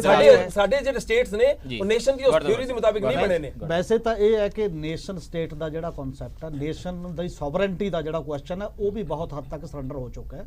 ਇੰਟਰਨੈਸ਼ਨਲ ਇੰਨੀਆਂ ਸੰਸਥਾਵਾਂ ਜਿਵੇਂ ਕੇਂਦਰ ਮੈਜੋਰਟੀ ਸਟੇਟ ਨੂੰ ਕਰ ਰਿਹਾ ਹੈ, ਉਵੇਂ ਟਰੰਪ ਕਹਿੰਦਾ ਨਾ ਅਗਲੇ ਦਿਨ ਕਿ ਸੋਵੀਅਤ ਯੂਨੀਅਨ ਤੋਂ S-400 ਲੈ ਰਹੇ ਹੋ ਜਿਹੜਾ ਅਸੀਂ ਉਹ ਚ ਦਖਲ ਦੇਾਂਗੇ, ਤੇ WTO ਕਹਿ ਰਿਹਾ ਕਿ ਤੁਸੀਂ ਇਦੋਂ ਜ਼ਿਆਦਾ ਜ਼ਮੀਨ ਅਨਾਜ ਨਹੀਂ ਖਰੀਦ ਸਕਦੇ, ਬਾਕੀ ਚੀਜ਼ਾਂ ਨੇ। ਇਸ ਲਈ ਜਿਹੜੇ ਉਹ ਪੁਰਾਣੇ 올ਡ ਨੈਸ਼ਨਲਿਜ਼ਮ ਤੇ 올ਡ ਸੋਵਰਨਟੀ ਦੇ ਕਨਸੈਪਟ ਨੇ ਉਹ ਵੀ ਬਹੁਤ ਖਤਮ ਹੋ ਰਹੇ ਨੇ, ਹੋਰ ਪਾਸੇ ਉਹ ਪਰਿਵਾਰ ਨੇ ਆਪਣੇ ਆਪ ਨੂੰ ਕਿਸ ਤਰੀਕੇ ਨਾਲ ਨੈਸ਼ਨਲਿਸਟ ਦੇਖਣਾ, ਜਿਹਦੇ 3 ਬੱਚੇ ਕੈਨੇਡੀਅਨ ਸਿਟੀਜ਼ਨ ਨੇ, ਇੱਕ ਬੱਚਾ ਜਰਮਨ ਸਿਟੀਜ਼ਨ ਹੈ ਤੇ ਮਾਂ-ਬਾਪ ਇੱਥੇ ਰਹਿੰਦੇ ਨੇ, ਉਹ ਪਰਿਵਾਰ। ਹਾਂ, ਪਰ ਇੱਕ ਗੱਲ ਜ਼ਰੂਰ ਹੈ ਕਿ ਦੁਨੀਆ ਦਾ ਤਜਰਬਾ Punjab is nation, Maharashtra is nation, ਫਿਰ ਤਾਂ ਉਸ ਤਰ੍ਹਾਂ ਵਿਚ ਇਜ਼ ਨਾਟ ਹੇਅਰ, ਜਿਹੜਾ ਮਜ਼ਬੂਤ ਸੈਂਟਰ ਦੇ ਕਨਸੈਪਟ ਵਾਲੇ ਕੰਟਰੀ ਨੇ ਉਹ ਬ੍ਰੇਕ ਹੁੰਦੇ ਜਾ ਰਹੇ ਨੇ ਔਰ ਹੋਏ ਨੇ। ਜਿਹੜੇ ਮਜ਼ਬੂਤ ਫੈਡਰਲਿਜ਼ਮ ਤੇ ਆਧਾਰਿਤ ਕੰਟਰੀ ਬਣੇ ਨੇ ਜੀ, ਉਹ ਜ਼ਿਆਦਾ ਸੋਲਿਡ ਤੇ ਸਟਰੋਂਗ ਮੇਰੇ ਖਿਆਲ ਸਾਬਤ ਹੋਏ ਨੇ। ਜਿਹੜਾ ਤਜਰਬਾ ਸਾਡੇ ਸਾਹਮਣੇ ਦਾ ਲਾਸਟ ਵਰਡ ਤੇ ਇਸ ਕਿਸਮ ਦੇ ਡਿਬੇਟ ਦੇ ਵਿੱਚ ਜੇ ਇੰਡੀਆ ਇਜ਼ ਅ ਫਲੈਕਸੀਬਲ ਔਰ ਕ੍ਰੈਸ਼ੀ ਫੈਡਰਲਿਜ਼ਮ ਦਾ ਜਿਹੜਾ ਮੁਹਾਵਰਾ ਹੈ, ਜਿਹੜੀ ਗੱਲ ਹੈ, ਜਿਹੜਾ ਵਿਚਾਰ ਸੀ, ਉਹ ਮੈਨੂੰ ਲੱਗਦਾ ਇਸੇ ਸਾਰੇ ਸੰਦਰਭ ਦੇ ਵਿੱਚ ਹੀ ਹੈਗਾ।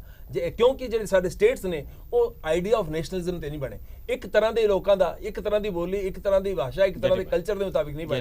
ਜੇ ਪੰਜਾਬ ਹੋਏ ਚ ਇਸੇ ਕਰਕੇ ਵਨਸਵਨਤਾ ਔਰ ਵਨਸਵਨਤਾ ਚ ਜ਼ਿਆਦਾ ਟਰੂ ਫੈਡਰਲਿਜ਼ਮ ਦੀ ਲੋੜ ਹੈ। ਵਨਸਵਨਤਾ ਦੇ ਵਿੱਚ ਟਰੂ ਫੈਡਰਲਿਜ਼ਮ ਦੀ ਲੋੜ ਹੈ, ਜਿਹੜਾ ਡੋਮੀਨੈਂਟ ਨੈਰੇਟਿਵ ਇਸ ਵੇਲੇ ਚੱਲ ਰਿਹਾ ਰਾਜਨੀਤੀ ਦਾ, ਉਹਦੇ ਨਾਲ ਜ਼ਰੂਰ ਸਪਿਰਿਟ ਜਿਹੜੀ ਫੈਡਰਲਿਜ਼ਮ ਦੀ ਉਹ ਕਨਫਲਿਕਟ ਫਿਰ ਮਾਈਨੋਰਿਟੀ ਦੇ ਫੈਡਰਲਿਜ਼ਮ ਦੇ ਆਰਗੂਮੈਂਟ ਇਸ ਤੋਂ ਜ਼ਿਆਦਾ ਰਾਜੀਵ ਗੁਦਾਰਾ ਜੀ, ਇਸ ਤੋਂ ਜ਼ਿਆਦਾ ਤੇ ਮੈਂ ਅੱਜ ਦੇ ਡਿਬੇਟ ਨੂੰ ਜੇ ਐਂਕਰ ਇਸ ਤੋਂ ਬਾਅਦ ਇਹਨੂੰ ਰੈਪ ਅਪ ਕਰਨ ਲੱਗ ਪਿਆ ਤੇ ਫਿਰ ਆਪਣੇ ਸ਼ਬਦਾਂ ਦੇ ਵਿੱਚ ਤੇ ਫੈਡਰਲਿਜ਼ਮ ਦੀ ਜਿਹੜੀ ਟਰੂ ਸਪਿਰਿਟ ਹੋਏਗੀ ਉਹਦੀ ਵਾਇਲੇਸ਼ਨ ਤਾਂ ਫਿਰ ਹੁਣੇ ਹੋ ਜਾਵੇਗੀ। ਇਸ ਕਰਕੇ ਕਿਸੇ ਕਿਸਮ ਦਾ ਕੋਈ ਨਤੀਜਾ ਮੈਂ ਕੱਢ ਕੇ ਤੁਹਾਨੂੰ ਨਹੀਂ ਦੇ ਰਿਹਾ। ਬਹੁਤ ਸਾਰੇ ਇਹਨਾਂ ਦੇ ਜਿਹੜੇ ਵਿਊਜ਼ ਸੀ ਆਪਸ ਵਿੱਚ ਟਕਰਾਉਂਦੇ ਵੀ ਨੇ ਤੇ ਕਈ ਵਾਰੀ ਇੰਜ ਵੀ ਜਾਪਦਾ ਹੁੰਦਾ ਲੋਕਾਂ ਨੂੰ ਵੀ ਜਿਹੜੀ ਗੱਲ ਐਂਕਰ ਕਹਿ ਰਿਹਾ ਇਹ ਕੋਈ ਇੰਡੀਪੈਂਡੈਂਟ ਹੋਣਾ ਤੇ ਅਜਿਹਾ ਵੀ ਨਹੀਂ ਹੁੰਦਾ। ਸੋ ਇਹਨਾਂ ਸਾਰੇ ਡਿਬੇਟਸ ਨੂੰ ਉਹਨਾਂ ਪ੍ਰੈਜੁਡਿਸ ਵਾਲੀ ਪ੍ਰਿਜ਼ਮ ਦੇ ਥਰੂ ਤੁਸੀਂ ਪਹੁੰਚਾਣ ਆਪ ਕਰਨੀ ਹੁੰਦੀ ਹੈ। ਇਹਨਾਂ ਡਿਬੇਟਾਂ ਦੇ ਨਾਲ ਆਪ ਵੀ ਜੁੜਨਾ ਹੈ। ਇਹ ਕੇਵਲ ਇੱਕ ਸਾਈਡ ਦਾ ਮਾਧਿਅਮ ਨਹੀਂਗਾ ਵੀ ਇਧਰੋਂ ਕੋਈ ਅਕਲਮੰਦ ਲੋਕ ਆਏ ਤੇ ਉਹ ਅਕਲ ਦੇ ਰਹੇ ਨੇ ਤੇ ਅਕਲ ਪਰਲੇ ਪਾਸੇ ਜਾ ਰਹੀ ਹੈ। ਅਜਿਹਾ ਕੋਈ ਡਿਬੇਟ ਟੀਵੀ ਤੇ ਨਹੀਂ ਹੁੰਦਾ। ਜਿਹੜੇ ਉਹ ਡਿਬੇਟ ਨੇ ਉਹ ਤੇ ਬਿਲਕੁਲ ਹੀ ਝੂਠ ਨੇ। ਅੱਜ ਲਈ ਇੰਨਾ ਹੀ। ਧੰਨਵਾਦ ਤੇ ਰੱਬ ਰਾਖਾ।